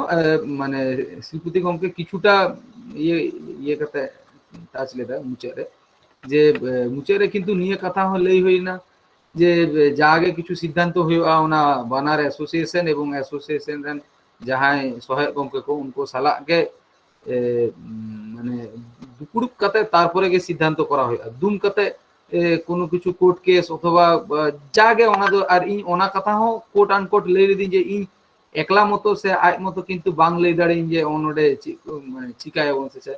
আর অবশ্যই ইন ওনা কথা তো বাং লই আকাদিন যে ম্যাডাম বতরক কানা সে চিপ ব্যাপার ওনা তো মানে বানার মিক্স আপ লেখান তো কিন্তু বাং হইবা ওনা তো আরদাস ওনা তো মানে বিশ্লেষণ তো ঠিক ভাবে বিশ্লেষণ বাং হইবে না আর ম্যাডাম या कट्टी चलो इंटरप्ट लेबे अच्छा इन दो बांग स्टेटमेंट ओरी नेला इन्या कथा तो आम जदि दुके मट्टा का इन हो माने अच्छा अच्छा अशोक बाबू अशोक आय अशोक जत हर के तो माते रोड दा तले इन्या नसे नहीं ले लगे हाँ जे कोनो घटना होइले पर्सनल औरी रोड मुचे दाय पाले पर्सनल जदि হ্যাঁ, रोड ওনা- मुचे कते लय ताला जदि भागे को ওনা তালা রেগে লই লেখায় পার্সাল লইতে সুবিধা তাই अच्छा अच्छा ठीक है अच्छा मान ᱧᱮᱞ ᱢᱮ ᱟᱵᱚ ᱱᱚᱰᱮ 120 জন প্রফেসর মেনা ᱟᱵᱚᱱᱟ ᱟᱵᱚ ᱡᱩᱫᱤ 7 দিন से ᱢᱤᱫ ᱪᱟᱸᱫᱚ ᱯᱚᱨᱮ ᱵᱚ ᱵᱩᱡᱟ ᱫᱤᱥ ᱤᱡ ᱫᱟ ᱞᱤᱢᱤट ওভার কানা নিতো দাদা শেয়ার করা হয় দ্যাটস আবো অপিনিয়ন আর কি নতে বারিয়া পয়েন্ট বল লই এক 4 বছর ধরে আলেরেন লে ঝুলক কান তালেয়ায় শাস্তি নাম দা মেটারনিটি লিভ কো তারপরে আরো নোয়া ঝামেলা হই পরে হবো অপেক্ষায় দা ᱢᱤᱫ ᱪᱟᱸᱫᱚ ᱜᱟᱱ ᱟᱨᱠᱤ তাহলে জনতা কো মেন গিয়া নুকু দো ক্রিম সোসাইটি রেন প্রফেসর কানা কো নুকু নুনা দেরি বাকো বুঝ দাড়ে কানা তাহলে চিত কারণ হই দাড়ে বতর ছাড়া দো দ্বিতীয় দো চিত দো এনকারং দো চিন্তায় আরকি মালাই পে আরকি বা উনে হ সিদ্ধ সংখ্যা মানে ওনা মানে ম্যাডাম যে লেখা বুঝ কেদা যে ইন লই দিন যে ম্যাডাম বতর কানা সে ওনা দো কিছুটা বুঝরে না লাগতে মিনা ওনা দো কয় লোকা नोडे नोडे पार्सल अब आरो मिटेन लाइन ले ताले आरो क्लैरिटी हिजुआ आईन ना बोय हो मेनान आईन ना इंटरप्रिटेशन होयो कना नोंका जे कोनो घटना होइलेन खाय दो इमीडिएट आम दो बड़ाई चको अथॉरिटी कॉलेज एवं यूनिवर्सिटी 7 दिन भीतर रे ओना को जदी बाको या ताले खाय दो एफआईआर मार नोआ होयो कना एक माने घटना माने नोआ होयो कना जदी स्टैंडर्ड प्रोसीडियर आरो जदी अब जेहेतु कॉलेज रेन हड़ कना बो यूनिवर्सिटी हड़ कना जदी उनी जदी आतो रेना होई को ताले इमीडिएट नितो कोयो अदिnya दाल की दिया नीद गिन एफआईआर आरके विदिन 20 माने 24 आवर्स आरके एरपर नेल में बारे आबो क्षेत्र रे आबो बो लई दे 4 बछर धरे टॉर्चर कना एफआईआर बानु ताले चित कारण होय दाड़े ताले आबो बाबो बुझ दा ना एट्रोसिटी चित कना उनको को डाउट दा किंतु जाय होक আর মিটেন পয়েন্ট কানা যে অশোক বাবু যাহাদে লইদা যে ইন পার্সোনালি ইন খোঁজো কানা এ পার্সোনাল নডে তো চি হবাং কানা মিটে অ্যাক্সিডেন্ট ঘটাও কানা ওনা না সমাধান মন খোঁজো within the periphery of law নতুন কিছু বাবো খোঁজো কানা যে নতুন মিটেন ভুতুড়ে আইন হেই কেতে আদি দিন কই কো এম কা বনা ওনা না ইমপ্লিমেন্টেশন বো খোঁজো কানা আর নডে লাইফ হেলো তে চি হবাং হেলেনা যদি বড়ি আম কামি কেদা পার দ্যাট বড়ি কামি আমনা না পানিশমেন্ট এম নাম আর দ্যাটস ইট আর এবং যত সে নেল লেখাই দো আবো নোয়া ল ইদি কতে আদি বতর গেবো চিন্তা হকদা এক হই আবো বো চিন্তা দা উনি বেরা হয়তো ঝামেলা আবো বো চিন্তা দা ম্যাডাম হয়তো ঝামেলা আবো নোয়া না আন্ডারস্ট্যান্ডিং হই কান তবনা বেসিক্যালি আবো যদি ল রে না তাড়াতাড়ি বেনিফিট বো হাতাওয়া তাহলে ম্যাডাম বেশি সুরক্ষিত আয় এবং জাস্টিস হো তাড়াতাড়ি পৌঁছো কিন্তু যেহেতু আবো মিটে GB Menon association Menon majority जहाँ लिया उनते के तड़ाम होगा हैं ताले खाय दो एच पर उनका रेजुलेशन लहा रेना जे 7 दिन पर एफआईआर नौ मिटन अवस्था आरो मिटन गालमारा जहाँ तो अबरेन गुईराम बाबू लैत थेना जे उनी लैदा जपले भूल कदा मेंदा चिदा मेटर्निटी बापे हम कदे भूल कदाले चिदा एरियर बापे हम कदे भूल कदाले दमे बागी व्यवहार दा तो क्वेश्चन रो नोंडे कना आरके चिकाते आम मिटेन प्रिंसिपल बार एम भूल और 4 बछर धरे चिकाते एम भूल ओना ये सिद्धार्थ दा आज तो बाय ताहे कना पहिले एटा ओआई ये टीआईसी को ताहे कना है ओना पार कना जायगे थे ना तो 4 बछर धरे एम भूल दिया अदो उनी दो ओना समय भूल करते चबाव करा ए तो उनी दो नवाय हेज कना उनके व्यापार कना जे उनी गे पुनिया भूल कदा उनका तो बांग कना व्यापार ता दो जाय अदो नवा कना जहाँ तो प्रमाणों कना যে নুকু দো আডি ইᱧᱟᱹᱜ আন্ডারস্ট্যান্ডিং ᱫᱚ নুকু ᱫᱚ মানে আরো বদ হড় আর কি মানে নুই দো মানে আরো টুপি হরᱚᱜ ᱟᱵᱚᱱᱟ আর কি বুঝলাম স্যার যাই হোক ওনা নুই ᱫᱚ ᱫᱚ এই ᱠᱚᱲᱟ মানে ওনা কথা ᱫᱚ ভেগার কথা কানা মানে যাহা লে কান তেলেনি ওনা ᱫᱚ একচুয়ালি পাপিয়া ম্যাডাম ইস্যু ইদি কাতে যাহা মানে লে কান তেলেনি যে অবশ্যই উনিয়া ফেভারতে অথবা উনিয়া দৃষ্টিভঙ্গি থেকে লে রেনা চেষ্টা করা কান তেলেনি এবং অনিয়া কো কথা যে সাধারণ হড় কো চটকাতে মানে কোর্ট কেস নোয়া ইস্যুরে বতরা কো মানে নিয়ে মানে ওনা দো বাং যে পাপিয়া ম্যাডাম মানে বতরক কানায় মানে নিয়ে দো ডাইরেক্ট কনক্লুশন একদম উনা সরলীকরণ লেখান সে উনা জেনারেলাইজ ওয়েতে তাড়াম লেখান তো কিছু ভুল হয়েগা আর ওনা বারবার ইন লইদা যে এঙ্কারার দো অনকা কাতে গে মানে লেই গিয়া কো ওনা দো এঙ্কারা ওনা দো বৈশিষ্ট্য যাই হোক ওনা বাদ কাতে আর মিটেন পাপিয়া ম্যাডাম ঠেন কুকলি তাহলে না যে যাহা চিঠি সাকাম তিহিন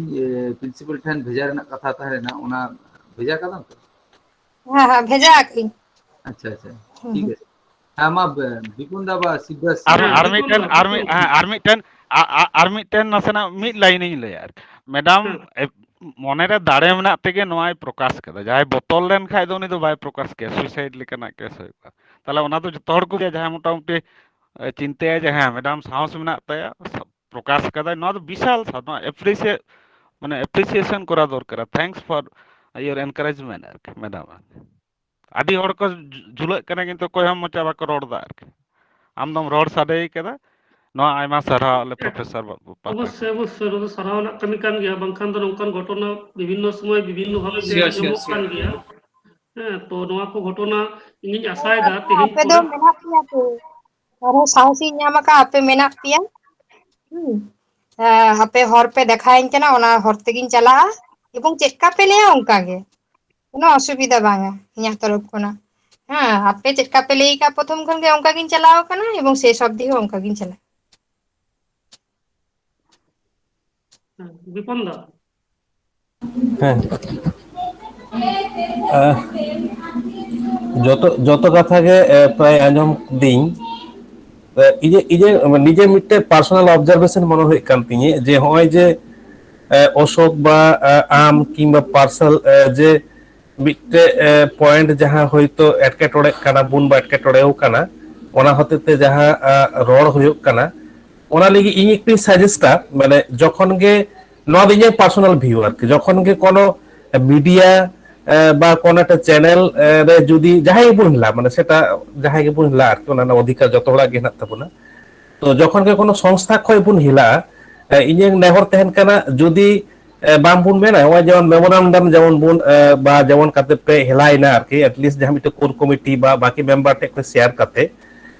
নোয়া হই যে নেহর তেহেন কান তিᱧ মানে খুব যাহা কে মেতা মানে অন্তর কয় নেহর তেহেন কান তিᱧ মনে হয় নোয়া কো মিসকমিউনিকেশন আবু বাং তেহেনা বা বাং হইয়া হাপেন দিন লাগি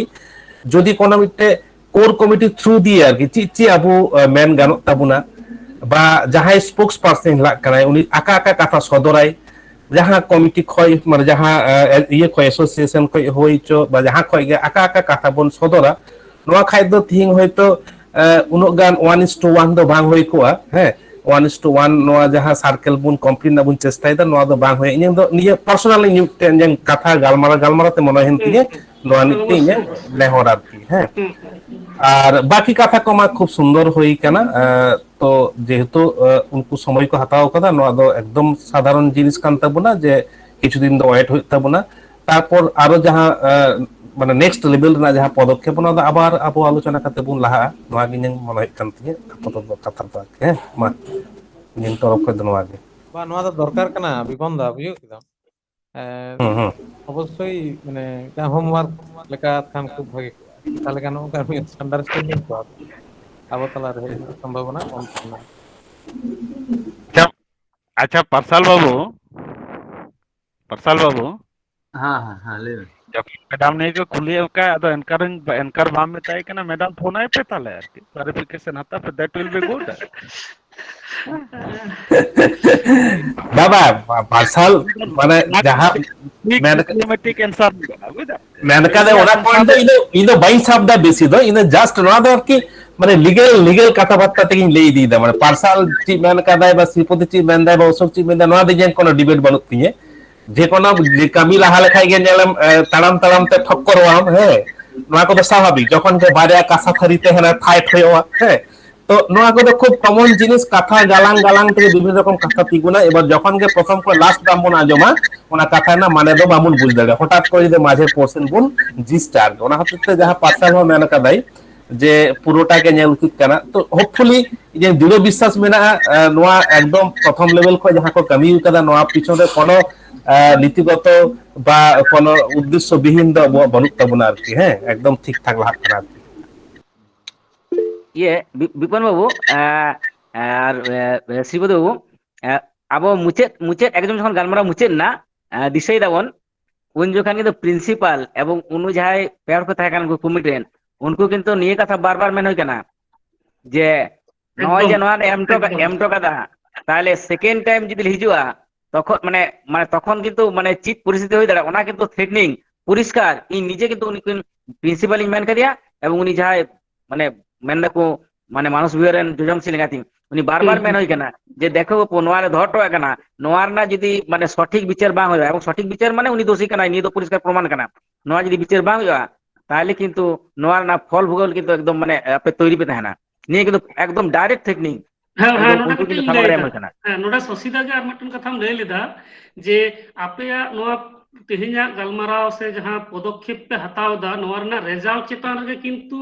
আবুয়া সম্পর্ক ডিপেন্ডᱚᱜᱼᱟ যে ভাগে তাহেনা সে বড়িজুয়া যদি আপে সঠিক জাজমেন্ট পে করাওয়া তাহলে কিন্তু সম্পর্ক নৌকা গে তাহেনা ভাগে তাহেনা আর আপে যদি সঠিক জাজমেন্ট বাং পে করাওয়া ধামাচাপায়াম রে আপে চেষ্টায়া তাহলে কিন্তু সম্পর্ক তো বড়িজুয়া মানে নৌকা তো বাং তাহেনা নোয়া কথা সসিদাই লই কেদা বসই অশোক দা মা अच्छा যাই হোক গল্প তো আডিস থেকে লাহা চালাক করা আডিস থেকে আডি গে সময় কে পারাও না ওনা লাহা সসিদা বাং কুলিয়া সসিদা চেত নিউতু চিকা কাতে ইন্ট্রোডাকশন এম কদা আয়া কয় সসিদা সসিদা এই রেকর্ডিং মানে রেকর্ডিং হয়ে কারণ অসুখ দা আদো ঠিক গিয়া রেকর্ডিং ক্ষতি তো বানু তো নোয়া তো আবঠেন গে তাহলে চাপ বনা রো বাং চালা আর ঠিক আছে রেকর্ডিং তাহলে অপা গালবালা যদি মুচত কে রেকর্ডিং নি অপে দা অসুবিধা বানুয়া তারপরে হ্যাঁ সসিদাই লইয়া বাকি যাই ইনফর্মাল কথা কো যদি আর কিছু উনকরা সাজেশন কো তাহে না বাকি হড় কোটেন যাই কো তেন গালমারা প্রাজম যাহা যদি যাহা কো লেগো খোঁজা খান সাজেশন কো যদি মেনা খান তাহলে খান আপে কটি লেই তাবন পে রেকর্ডিং তাহেন কানা টাইম দারাম যাহা তিস আবুয়া মনোবল বাড়তি লাগি সে আবুয়া আর মিদ ধাও রিভাইজ লাগি নোয়া কো বন নেল দাড়েয়া যাই কো বন নেল বন খোজোয়া যদি রিকোয়েস্ট বন দহয়া পার্সোনালি নেল গানো আর কি উনকা বন দাড়েয়া হ্যাঁ দীপক মুর্মু গমকে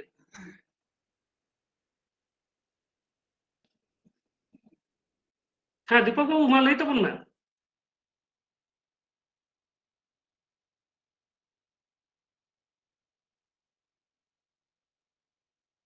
মনে হয় নেটওয়ার্ক ডিস্টার্ব দা এসেছে লেখা হ্যাঁ নেটওয়ার্কে মনে হয় হ্যালো হ্যালো হ্যাঁ দীপক বাবু মা লইলাম হ্যাঁ হ্যাঁ হ্যাঁ হ্যাঁ তো যত কো সাইজ সারাও আছে যাহা কো ভিডিও যদি অন গানক খান গমকে ভিডিও অন করতে বন রড লেখান ভাগে ভিডিও কা প্রবলেম গয়া নৌকা কাতে কে নেটওয়ার্ক খুব যে প্রবলেম তাই আচ্ছা আচ্ছা নেটওয়ার্ক খুব যে প্রবলেম তাই আছে না আপ ডাউন আছে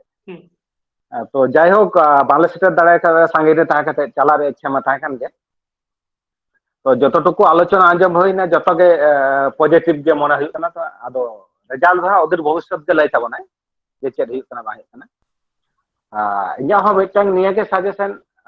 যত হর সময় এম উচিত কানা আবো যা স্টেপ নাম আশা করে ঠিক তে ভবন তাড়া মেদা এরপরে যদি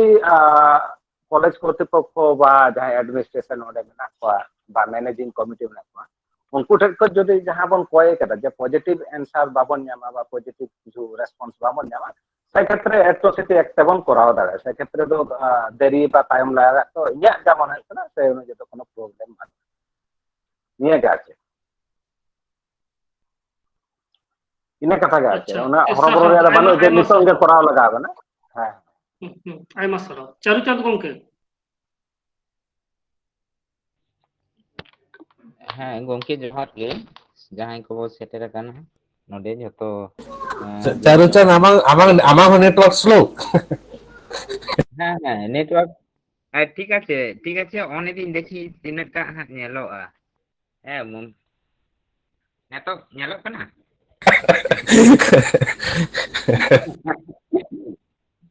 হ্যাঁ হ্যাঁ চলো ঠিক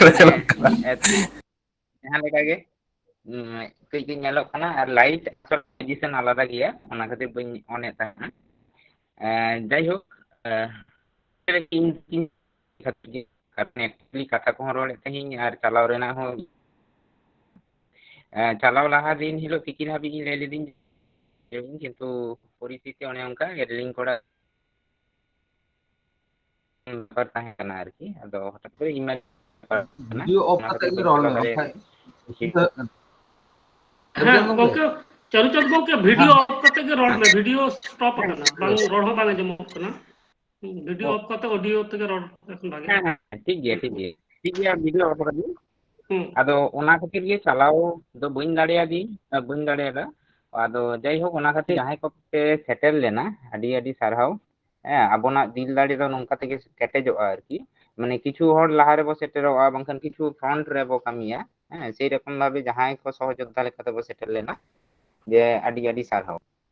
তো যাহা কো আলোচনা কানা ফার্স্ট পদক্ষেপ হিসেব তেদো পজিটিভ কিছু কামি বা রেজাল্ট লেখা থেকে নাম আকানা কারণ আবনা মুভমেন্ট রেনা পইলে ফিল্ডে নেমে কাজ করা দো নিয়ে গে পইলে মনে হয়ে কানা ইᱧ আরকি ইñ দো কই দেরিতে নোয়া গ্রুপ রিং অ্যাড আকানি আদো ওনা খাতির গে নোয়া হো জিতকার লেখাতে আডি গান গে লেই গানোয়া তো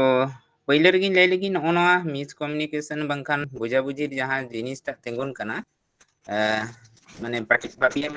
मैडम टेन हो नेहर ताहेना एवं जतो लगी हो कथा आरकी नोआ जतो गे नेहर जे ताड़ाम ताड़ाम ते तो आडिगान ओने उनका विभिन्न एंगेल থেকে যখন নেলোয়া তখন হয়তো এরকম মনে হইয়া কিন্তু যাহা গে হইও আবনা দরদ রেনা কোনো অভাব বানুয়া পার্সাল গমকে উনি খুব অ্যাক্টিভ হর কানাই শুধু নোয়া দ বাং নয় সমিতি যাহা ইদিকতে ফাইট ফর এসটি রিজার্ভেশন বা ফেক সার্টিফিকেট নিয়ে যা মুভমেন্ট হয়ে কানা পার্সাল গমকে একদম প্রথম সারির হর কানাই মানে দরদ বাং তাহেন লেনখান एक्चुअली নংকান কামি দো দীর্ঘদিন ধরে তো করা সম্ভব বাং কানা আর মিদ দিন রেনা কামি দো বাং কানা নোয়া কদো ওনা খাতির পার্সাল গমকে जहाँ कथा लई कदा नोआ दो सारी के मीडिया रे जहाँ एंकरर को ताहेना उनको मिटन साला आर मिटन एमन भाबे जुड़ो आको किछु तथ्य को बा इनफरमेशन कई एटा रकम मीनिंग तेंगोना आरकी इᱧᱟᱜ ᱦᱚᱸ ᱚᱱᱟᱜᱮ ᱵᱤᱥᱥᱟᱥ ᱡᱮ ᱮরকম ᱜᱮ ᱜᱷᱚᱴᱚᱱᱟটা ঘটাও ᱠᱟᱱᱟ যাইহোক নোয়া ᱫᱚ ᱡᱟᱦᱟᱸ ᱜᱮ ᱦᱩᱭ ᱦᱚᱪᱚᱱ ᱟᱵᱚᱱᱟᱜ ᱛᱟᱲᱟᱢ ᱫᱚ ᱱᱚᱰᱮ ᱜᱮ ᱱᱚᱜᱼᱚᱭ মুভমেন্ট লেখাতে তৈয়ার হয়ে কানা আর ম্যাডামা নোয়া বিষয় নিয়ে যাহা মুভমেন্ট আরম্ভ হইনা নোয়া তো নডে তো বাং মুচাদ কানা এবং নোয়া নিয়ে গে আরম্ভ তো বরং ম্যাডাম হো অপেক্ষা হয়ে তাই বাংখান যত হড় গে অপেক্ষা হয়ে তাবনা আদো ওনা খাতির আবো সানাম কোগে ती रे ती साब काते गे लाहा हय ताबना এবং নোয়া বাদতে হন যে কোনো হড়াক গে জাহায়া আবনা সমস্যা হইবা যত জায়গা রে গে যেমন সম্মিলিত ভাবে এত যেমন বো লাহা কানা উনকা গে ভবিষ্যৎ রে হন বো লাহা আর কি আর নয় যাহা কিছু পয়েন্ট যাহা কোন আঞ্জম কিদি ওনা ইদি কাতে লেদিন কি প্রিন্সিপাল তো ম্যাডাম চিঠি কোলা কাদাই মেনতে বো বাডায়া আর ম্যাডাম ঠেন ওনা প্রুফ দো মেনা প্রিন্সিপাল অস্বীকার করা লে রেহন ওডে ওনা প্রুফটা দেখাও গান কো বাংখান যাই হোক আদো ওনা দো কথা দো আঞ্জম হয়ে কানা ইন ফিজিক্যালি বইন তাহে কানি যেহেতু আদো ওনা খাতির নোয়া দো খুব একটা ব্যাপার বাং কানা আর কি আর এরিয়ার মেটেন বিষয় এরিয়া নিয়ে শ্রীপতি গমকে যাহা লেই কেদা যে আডি হড়াক গে অনকা এরিয়ার কো বাকি মেনা তাকোয়া বাংখান শশীকান্ত দা যাহা লেই কেদাই যে সেই রকম ম্যাডাম হো বাকি মেনা কিন্তু নোডে মিটেন ফারাক তো মেনা কোন প্রসঙ্গে এরিয়ার মানে জয়নিং সময়ের এরিয়ার না প্রমোশনাল কিছু বিষয়ে তো নোয়া জায়গা রে ক্লিয়ারলি নোয়া পয়েন্ট হয়তো পে রড়া কাদা বাংখান এই রকম ভাবে কি যাহে কো মানে প্রিন্সিপাল উত্তর এম আকাদাই বাংখান কোশ্চেন লাগি আপনি কি যে বাবা ওনা তো ঠিক ওনা তো ক্লিয়ার গিয়া ওনা তো ক্লিয়ার গিয়া ওনা তো হ্যাঁ হ্যাঁ ও আর নোডে কে তেলা খোঁজো কানি আর কি ম্যাডাম লেখা জয়নিং সময়ের এরিয়ার কি যাহে বাকি তাকো অঙ্কা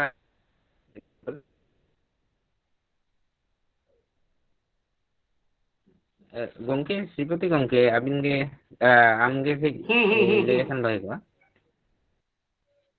ᱦᱮᱸ ᱡᱟᱦᱟᱸ ᱴᱷᱤक ᱯᱨᱤᱱᱥᱤᱯᱟᱞ ᱜᱮᱭᱟ ᱡᱟᱦᱟᱸᱭ ᱴᱷᱤक ᱞᱟᱹᱭ ᱜᱮᱭᱟ ᱠᱮᱫᱟ ᱚᱱᱟ ᱡᱮ ᱟᱹᱰᱤ ᱦᱚᱲᱟᱜ ᱜᱮ ᱵᱟᱹᱠᱤ ᱢᱮᱱᱟᱜᱼᱟ, ᱦᱮᱸ ᱦᱮᱸ ᱟᱹᱰᱤ ᱦᱚᱲᱟᱜ ᱜᱮ ᱵᱟᱹᱠᱤ ᱢᱮᱱᱟᱜᱼᱟ ᱞᱟᱦᱟ ᱛᱟᱭᱚᱢ ᱮᱵᱚᱝ ᱟᱹᱰᱤ ᱦᱚᱲᱟᱜ ᱜᱮ ᱵᱟᱝ ᱦᱩᱭ ᱠᱟᱱᱟ ᱮᱵᱚᱝ ᱩᱱᱤ ᱞᱟᱹᱭᱫᱟᱭ ᱡᱮ ᱯᱟᱴ ᱯᱟᱴ ᱠᱟᱛᱮ ᱢᱤᱫᱴᱮᱱ ᱴᱟᱠᱟ ᱠᱚ ᱮᱞᱚᱴᱟ ᱚᱸᱰᱮ ᱠᱷᱚᱱᱟᱜ को ᱧᱟᱢᱟ আর মাঝেরে ম্যাডামাᱜ কিছু কাগজপত্র ᱨᱮᱱᱟᱜ গোলমাল ᱛᱟᱦᱮᱸ ᱠᱟᱱᱟ ᱚᱱᱟ ᱦᱚᱸ ᱟᱵᱟᱨ রিসাবমিশনে ᱠᱚᱨᱟᱣ ᱠᱟᱫᱟᱭ তো নৌকা লেখা কাতে ওনা কত গালমারাও হুᱭᱩᱜ ᱠᱟᱱ ᱛᱟᱦᱮᱱ আর যেহেতু প্রিন্সিপালে ᱞᱟᱹᱭ ᱠᱮᱫᱟᱭ ᱡᱮ ᱚᱱᱟ ᱫᱚ ইমিডিয়েট ᱤᱧ ᱥᱚᱞভᱟ ᱜᱟᱯᱟ ᱜᱤᱧ ᱪᱟᱞᱟᱜᱼᱟ ᱵᱤᱠᱟᱥ ᱵᱷᱚᱵᱚᱱ ᱤᱧ ᱜᱟᱯᱟ ᱜᱮ ᱵᱚᱨᱚᱱ ᱢᱮᱰᱟᱢ ᱤᱧ ᱤᱫᱤ ᱛᱚᱨᱟᱭᱮᱭᱟ उनरे को ᱞᱟᱹᱭ ᱠᱮᱫ ᱢᱟᱱᱮ ᱡᱟᱦᱟᱸᱭ ᱠᱚ ᱛᱟᱦᱮᱸ ᱠᱟᱱᱟ ᱞᱟᱹᱭ ᱠᱮᱫᱟ ᱠᱚ ᱡᱮ ᱢᱮᱰᱟᱢ ᱵᱟᱭ ᱥᱮᱱ ᱫᱟᱲᱮᱭᱟᱜᱼᱟ অসুস্থ মানে ᱜᱤᱫᱽᱨᱟᱹ ᱨᱩᱣᱟᱹᱜ ᱠᱟᱱᱟᱭ ᱱᱚᱝᱠᱟᱱ ᱠᱟᱛᱷᱟ ᱠᱚ ᱨᱟᱠᱟᱵ ᱟᱠᱟᱱᱟ তো ওনাতে ওনা ᱫᱚ যেহেতু সমাধান ᱨᱮᱭᱟᱜ ᱦᱚᱨ ᱨᱮ ᱪᱟᱞᱟᱣ ᱠᱟᱱᱟ ᱟᱫᱚ ᱚᱱᱟ ᱤᱫᱤ ᱠᱟᱛᱮ ᱟᱫᱚ ᱠᱷᱩᱵ ᱵᱮᱥᱤ ᱟᱫᱚ ᱵᱟᱝ ᱦᱩᱭ ᱠᱟᱱᱟ ᱟᱨᱠᱤ ᱚᱠᱟ ᱞᱮᱠᱟ ᱫᱚ ᱦᱮᱸ ᱦᱮᱸ ᱡᱮ ᱦᱮᱸ ᱚᱠᱟᱴᱟᱜ ᱴᱷᱤक ᱮᱨᱤᱭᱟ ᱜᱮᱭᱟ ᱚᱱᱟ ᱫᱚ ᱡᱮᱦᱮᱛु ᱠᱞᱤᱭᱟᱨ ᱱᱤᱛᱚᱜ ᱜᱮᱭᱟ ᱞᱟᱦᱟᱛᱮ ᱡᱟᱦᱟᱸ ᱜᱮ ᱠᱚᱨᱟᱣᱟ ᱚᱱᱟ ᱫᱚ ᱴᱷᱤक আছে ভাগে গে আর টিসি মিটিং রেনাᱜ টিচার্স কাউন্সিল মিটিং বা জিবি বডি ইদি কাতে যাহা মিটিং লেদাই প্রিন্সিপাল যেমন লেই কেদাই যে ওইখানেই নির্মল বাবু ক্ষমা স্বীকার করে নিয়েছেন লিখিত করেছেন তো ওনে অᱸᱰᱮ আর মিটিং যেমন ইᱧᱟᱹᱜ যা মনে ᱦᱩᱭᱩᱜ ᱠᱟᱱᱟ ᱮᱠᱪᱩᱭᱮᱞᱤ ᱵᱟᱹᱧ ᱛᱟᱦᱮᱸ ᱠᱟᱱᱤ ᱚᱱᱟ ᱫᱤক থেকে ইᱧᱟᱹᱜ ফল্ট আদিটা যে আপনি যে মিটিং করলেন তার রেজুলেশন কপি আমরা দেখতে চাই তাহলে ᱚᱸᱰᱮ ᱫᱚ ᱟᱭᱟᱜ ᱢᱚᱱ ᱜᱚᱲᱟ ᱠᱟᱛᱷᱟ ᱜᱮ ᱞᱟᱹᱭ ᱠᱟᱫᱟᱭ ᱟᱥᱟ ᱠᱚরি ᱚᱸᱰᱮ ᱠᱟᱛᱷᱟতে ᱱᱚᱣᱟ ᱠᱟᱛᱷᱟ ᱛᱮᱦᱚᱸ ᱟᱹᱰᱤᱴᱟ ᱛᱷᱚᱢᱠᱟᱣ ᱠᱚᱜᱼᱟᱭ ᱵᱟ ᱟᱠᱚᱴ ᱠᱚᱜᱼᱟᱭ ᱟᱨᱠᱤ কারণ নোয়া ᱫᱚ রেজুলেশন পরিস্থিতি কপি ᱧᱮᱞ তো ᱠᱟᱛᱮ অলরেডি ᱢᱮᱱᱟᱜᱼᱟ রেজুলেশন কপি তো ᱧᱟᱢ ᱟᱠᱟᱱᱟ অলরেডি ᱚᱱᱟ বেসিস থেকে তো অশোক দা পয়েন্ট আউট ᱠᱟᱛᱮ ᱟᱨ ᱠᱟᱛᱷᱟ ᱠᱚᱭ ᱨᱚᱲ ᱟᱠᱟᱫᱟ ᱦᱮᱸ ᱡᱟᱦᱟᱸ রেজুলেশন কপি ᱟᱨᱠᱤ ম্যাডাম को कुल ᱠᱟᱣᱫᱮᱭᱟ ᱡᱟᱦᱟᱸ ᱡᱮ ᱱᱚᱣᱟ ᱞᱟᱹᱜᱤᱫ ᱦᱤᱡᱩᱜ ᱢᱮ তো ᱚᱱᱟ বেসিস তে অশোক ᱫᱟ পয়েন্ট ᱟউট ᱠᱟᱛᱮ ᱠᱟᱛᱷᱟᱭ ᱠᱨᱚᱥ ᱟᱠᱟᱫᱟ ও ওনা ᱫᱚ রেজুলেশন কপি ᱜᱮ তাহলে ᱤᱧ ᱢᱚᱱᱮ ᱠᱤᱫᱟᱹᱧ ᱦᱚᱭᱛᱚ নির্মল হ্যাঁ বাবুᱣᱟᱜ হ্যাঁ পার্সোনাল স্টেটমেন্ট ᱵᱟᱝ ঠিক ᱵᱟᱝ গিয়ে ᱚᱱᱟ আর রেজুলেশন ᱜᱮ ᱠᱟᱱᱟ হ্যাঁ হ্যাঁ হ্যাঁ ᱟᱫᱚ ᱚᱱᱮ ᱚᱱᱟ অ্যাট্রোসিটি অ্যাক্ট নিয়ে যাহা পাবলিক ᱠᱚ মন্তব্য যাহা ᱠᱚ ᱠᱚᱨᱟᱣ ᱫᱟ ᱚᱱᱟ ᱫᱚ ᱟᱠᱚᱣᱟᱜ ᱮঙ্গেল থেকে ᱠᱚ ᱧᱮᱞ ᱮᱫᱟ যে পहिले ᱠᱷᱚᱱᱟᱜ ᱪᱮᱫᱟᱜ ᱯᱮ ᱵᱟᱯᱮ ᱠᱚᱨᱟᱣ ᱞᱮᱫᱟ এরকম বিষয় কিন্তু তাᱭᱚᱢ মাᱲᱟᱝ ᱡᱷᱚᱛᱚ ᱠᱤᱪᱷᱩ ᱩᱭᱦᱟᱹᱨ ᱠᱟᱛᱮ ᱜᱮ ᱱᱚᱣᱟ ᱠᱚ ᱠᱚᱨᱟᱣ ᱫᱚᱨᱠᱟর আর ᱚᱱᱟ ᱠᱚ ᱠᱚᱨᱟᱣ ᱨᱮᱱᱟᱜ ᱫᱚ সময় তো মেনাᱜ ᱜᱮᱭᱟ যাইহᱳক ᱱᱚᱣᱟ যেহেতু পहिले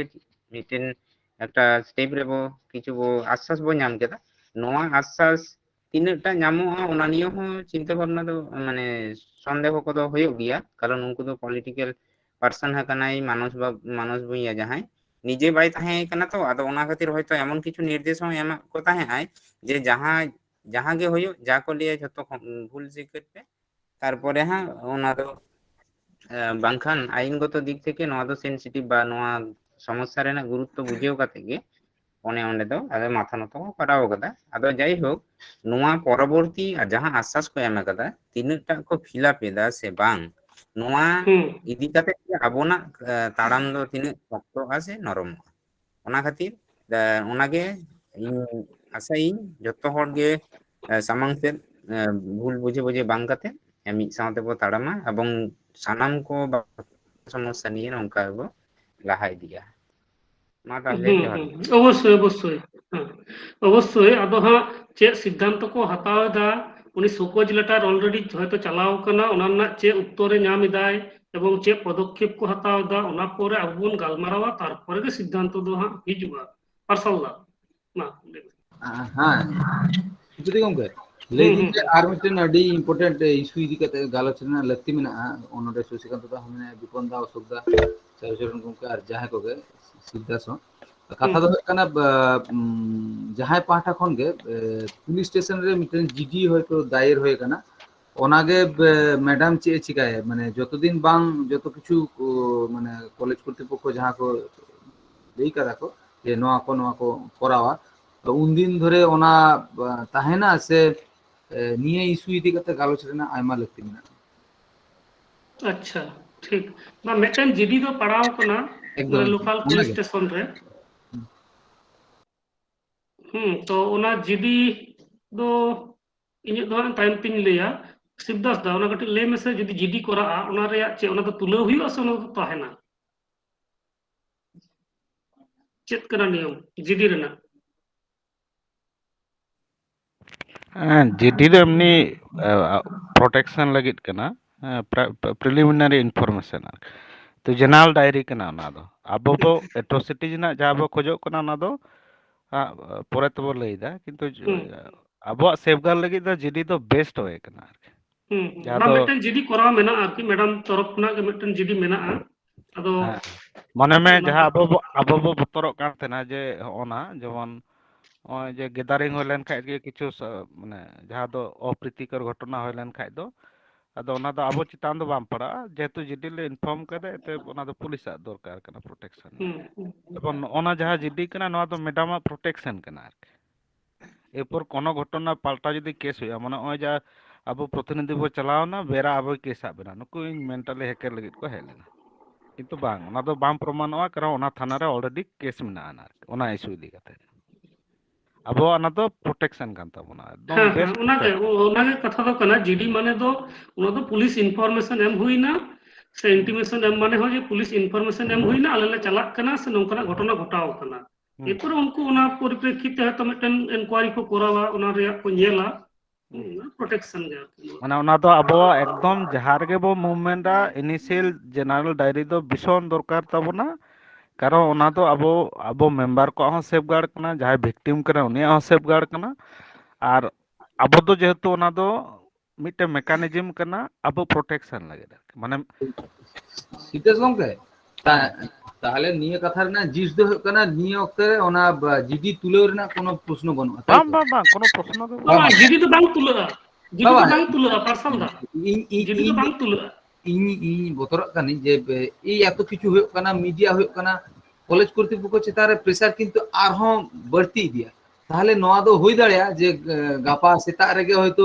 নোটা সে তা আরহম লাহারে কলেজ কর্তৃপক্ষ ইয়ে মানে ইয়ে কেদায় যে ম্যাডাম যত কিছু কে তো সমাধান হই কানা সমাধান সূত্র ইয়ে হই কানা মানে মোচা কথাতে এম লেখাতে যত কে ইয়ে হই কানা উন রেহ চেতা নিথ জিডি করা হই কানা যেমন আর মিটেন যে নোডে মনে হয় কোনা কিছু মিস আন্ডারস্ট্যান্ডিং হই কোনা জিডি আর এফআইআর রে বাবা ওনা জিডি তুলো লাগি গে পুলিশ স্টেশন খন পুলিশ কো ম্যাডামা ওড়া রে হিজু লাগি দো কান তাই না এখন ম্যাডাম জিডি তুলো লাগি সে ওনা ইস্যু দিকে তে গালমারাও লাগি গালমারাও লাগি তুলো তো বাং এফআইআর তুলো হইবা জিডি তো বাং তুলো ইনে যাহা তো পড়ায় যে এফআইআর দাদা আমি তো কই গে হ্যাঁ তেহেন যে পুলিশ কইলে না হেলে না পুলিশ হ্যাঁ আর ওনে যে ফোন লিয়া থানার বড় বাবু তারপরে মেজো বাবু হেলে না হিন্দি লিয়ে ইয়া জিডি খাতিরতে ওনা দো বাঙা ওনা প্রিন্সিপাল স্যার ওকা ইনভেস্টিগেশন লাগিতে চেট গঠন কাদে কমিটি ওনা খাতির থেকে কুকলি কো হেলে না হ্যাঁ আর গাঁও কা কোন কিছু হর কিজো কারো থানা রে কো জানাওগা ওনা খাতির থেকে কুকলি কো হেলে বা ওনাকে কানা নিয়ম দো আর কি জিডি দো তাহে উত্তরক গিয়া আর এফআইআর যদি হুইউয়া ইন কেস ওনা এফআইআর কো তুলাও রিয়া মিটন প্রসেস মেনাআ জিডি তো কোনো অসুবিধা বাং কানা মা বাকি কো আর লই তাবন পে যদি মানে যদি নংকা ভাবতে মেন গেন যে প্রাইভেট প্রোটেকশন আর গভর্নমেন্ট প্রোটেকশন নয়া দো আবো গভর্নমেন্ট প্রোটেকশন মেডামা এবং আবরেন কলিগ কো কানা কে জিডি আর ইন যতটুকুই বুঝদা মানে এই যে একদম নোয়া নিয়ে একদম ধারণা বানো তিয়ে যে রাস্তাঘাটে যেমন আই কার্ড বা যদি ভোটার কার্ড যারা বন আরা যেমন জিডি যে ঠিক আছে ওনা নিয়ে ইন এটা সে বাম কেস দাঁড়িয়ে আর কি ঠিক আছে যে ইয়ে আইডি উদু কাতে এটা কিছু হইক করা তখন মান দাঁড়িয়ে যে হ্যাঁ এটা নেই ইয়েলদা ঠিক ইয়ে যতটুকু মনে হয় কান্তি বা শিবদাস হয়তো কিছুটা সংযোজন দাঁড়িয়ে যায় ঠিক এম লই কেদা আর এটা ভাবতে লই লেখাই দো হ্যাঁ গাড় হাতালে প্রোটেকশন হাতালে ঠিক নোয়া তো মোটামুটি ক্লিয়ার না আর বাকি কো মা লই তাবন পে সঞ্জয় বাবু পুরো গালমারাও গে মাজম কিদা মুচে দবো না তো কাটি লই তাবন না আর বাkan বাকি কো হো যাহাই কো হেনাক বনা লই তাবন পে গালমারাও আচ্ছা মিটেন শিবপ্রতে বাবু কুলিলাম গে হ্যাঁ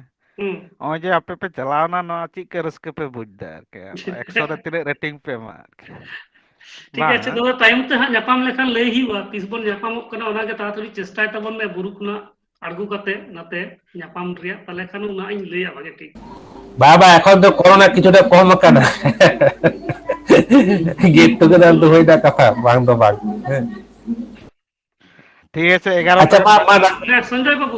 কটি হ্যাঁ মা কুলি কম পে একটি বুলেটিন আদি গুরুত্বপূর্ণ হরকান তো নাই চালা রিয়া ইচ্ছা তাহেন গিয়া এনখান এমন জায়গা রে মেনায়া যে সম্ভব বাংগে হইলে আর বা পুরো সঞ্জয় তো অলকা তা মানে মেমোরান্ডাম কিছুটা আছে ঠিক হ্যাঁ পুরো ড্রাফট ᱠᱚᱨᱟᱣ ᱠᱟᱫᱟ ᱮᱠᱫᱚম বাহ খুব ভালো খুব ভালো হ্যাঁ মা ᱤᱭᱟᱹ ᱥᱨᱤᱯᱚᱛᱤ ᱫᱟ ᱟᱨ ᱤᱭᱟᱹ ᱥᱟᱱᱟᱢ ᱠᱚ ᱡᱚᱦᱟᱨ ᱟᱹᱰᱤ ᱢᱟᱱᱮ একটা ভাগে পদক্ষেপ হাতাও হই কেনা এবং ওনারে যাতে বলে ইমপ্লিমেন্টেশন লাগি ফ্রিডম ফাইটার আবো ko bang mon le je noa na ladhai re কর্মী তো একদম মানে আদি জান্দ্রেল আর জান্দ্রেল হিসাব তে যত হড়াᱜ গে nyutumiñ lay da মানে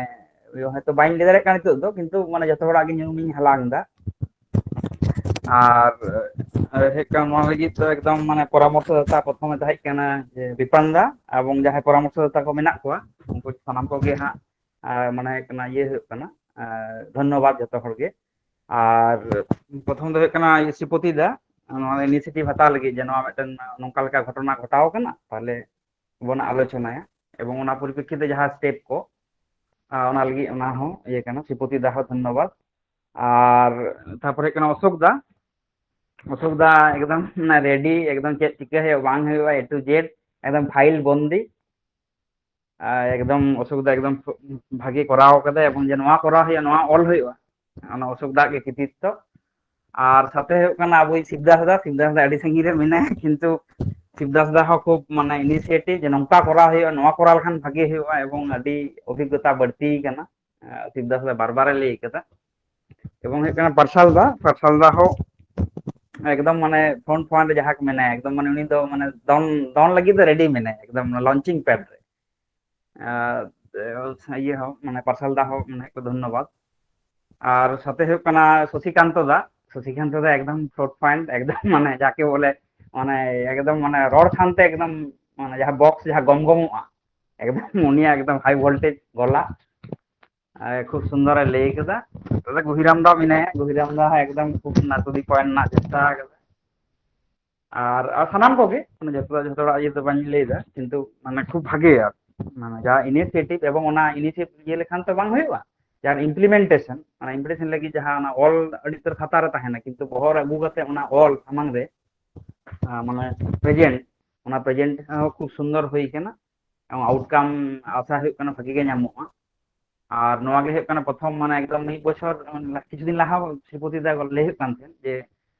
কিছুদিন লাহা গে বের হই না মিদ বছর হুᱭᱩᱜ ᱠᱟᱱᱟ এবং ওনার মধ্যে রেগে মানে মিদ বছর হই না বাং হই তেগে যে নংকা মিদᱴᱮᱱ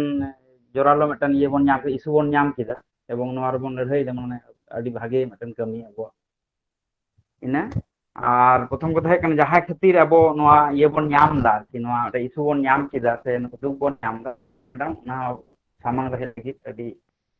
মানে আᱹᱰᱤ মানে ধন্যবাদ এম হুᱭᱩᱜ ᱠᱟᱱᱟ মানে যত পার্টা ᱠᱷᱚᱱ ᱜᱮ আর ᱤᱧ ᱦᱚᱸ ব্যক্তিগত বাখান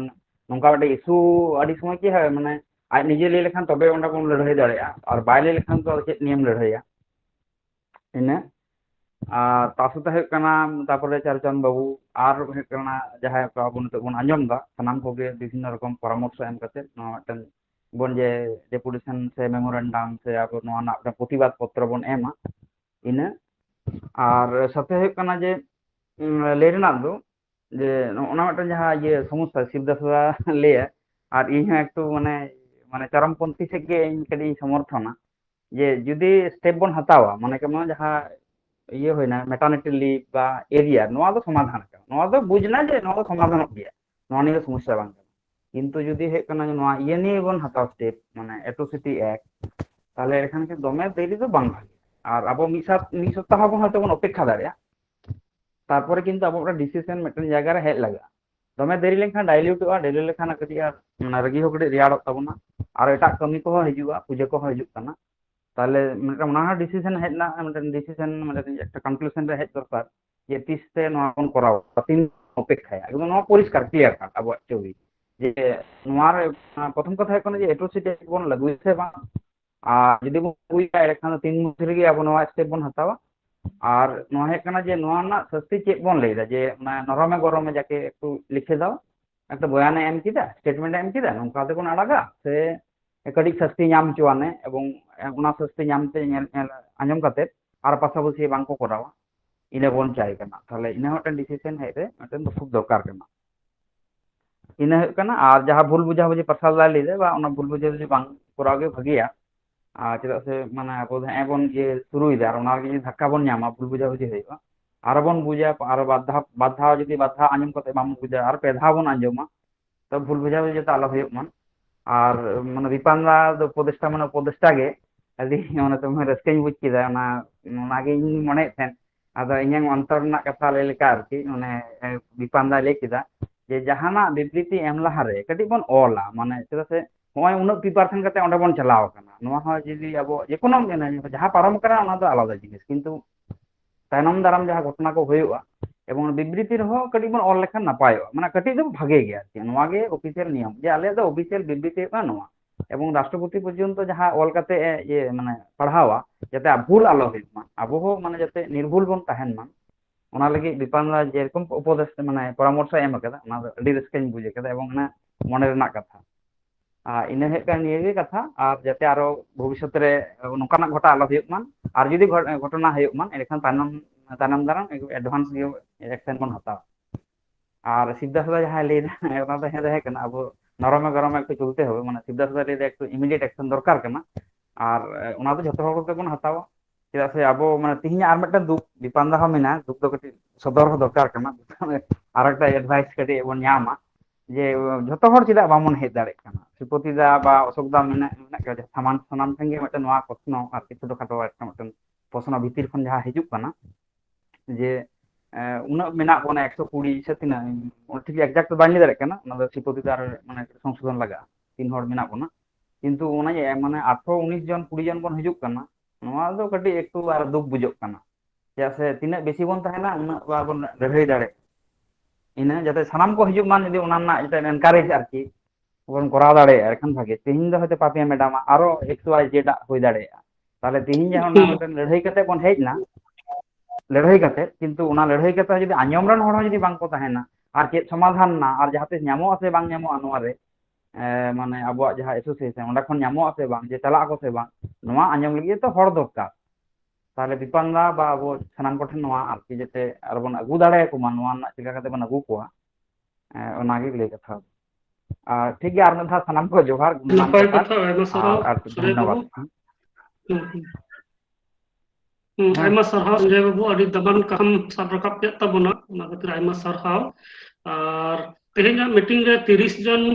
ᱫᱤᱥᱟᱹᱭᱮᱫ ᱠᱚ ᱛᱟᱵᱚᱱᱟ, 30 জন ᱠᱚ ᱥᱮᱴᱮᱨ ᱞᱮᱱᱟ ᱥᱮ ᱠᱚ ᱥᱮᱴᱮর ᱟᱠᱟᱱᱟ।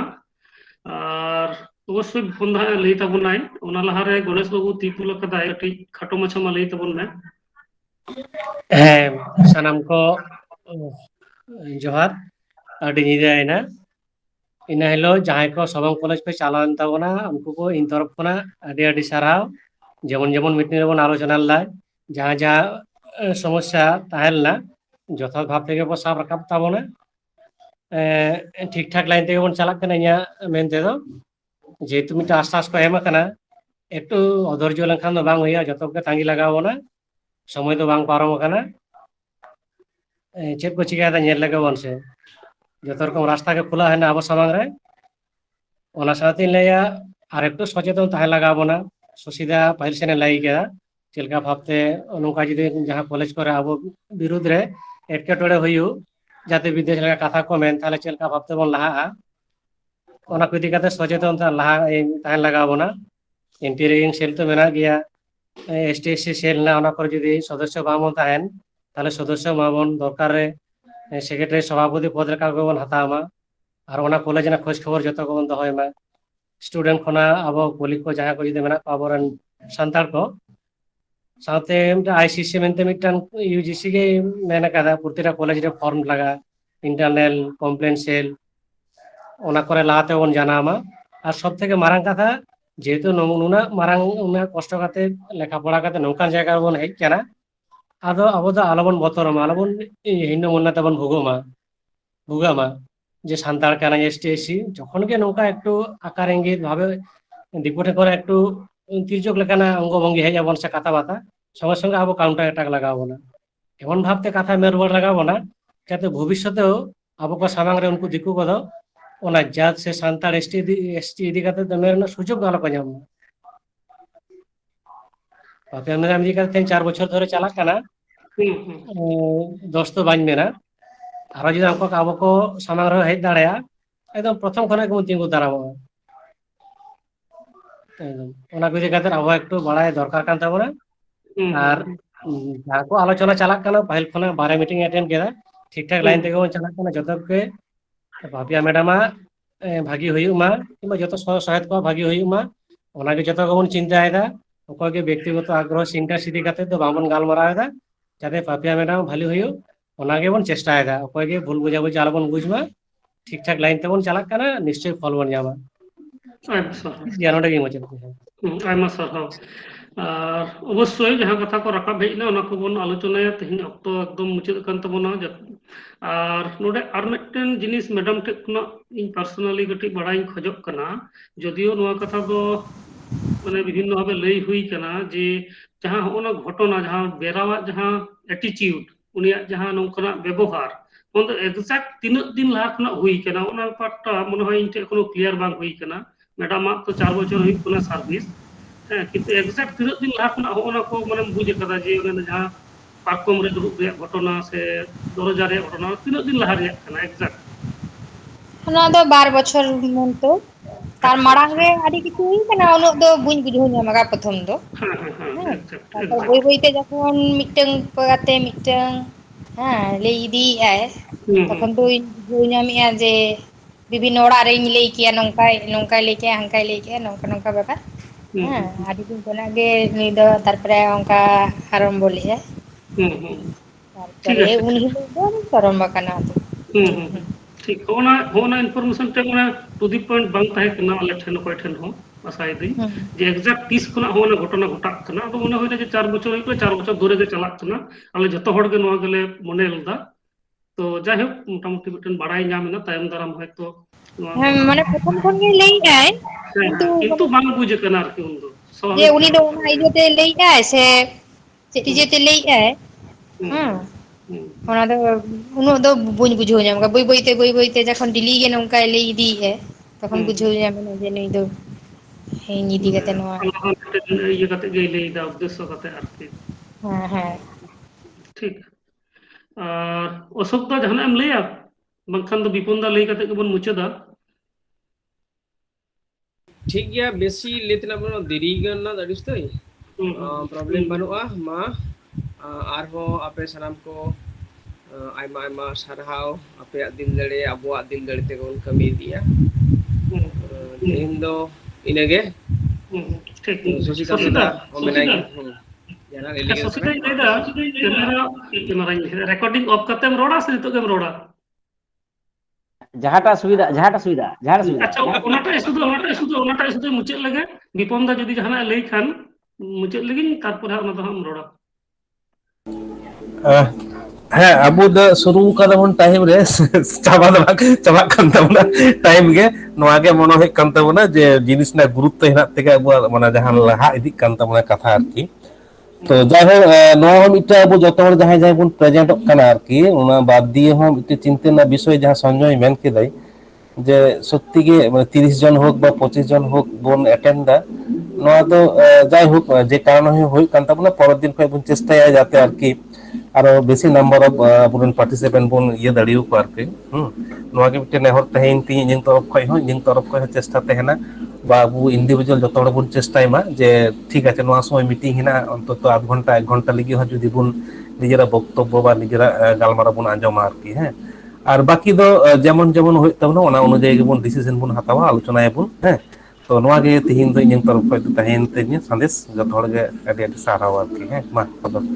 ᱟᱭᱢᱟ ᱥᱟᱨᱦᱟᱣ ᱥᱟᱱᱟᱢ ᱠᱚᱜᱮ ᱛᱮᱦᱮᱧᱟᱜ ᱜᱟᱞᱢᱟᱨᱟᱣ ᱨᱮ ᱥᱮᱴᱮᱨ ᱞᱮᱱ ᱥᱟᱱᱟᱢ ᱠᱚᱜᱮ ᱟᱭᱢᱟ ᱜᱩᱱᱢᱟᱱ ᱡᱚᱦᱟᱨ ᱟᱨ ᱥᱟᱨᱦᱟᱣ ᱪᱟᱞ ᱠᱟᱛᱮ ᱛᱮᱦᱮᱧ ᱞᱮᱠᱟ ᱜᱟᱞᱢᱟᱨᱟᱣ ᱫᱚ ᱢᱩᱪᱟᱹᱫ ᱦᱩᱭᱩᱜ ᱠᱟᱱᱟ ᱢᱟ ᱥᱟᱱᱟᱢ ᱠᱚ ᱡᱚᱦᱟᱨ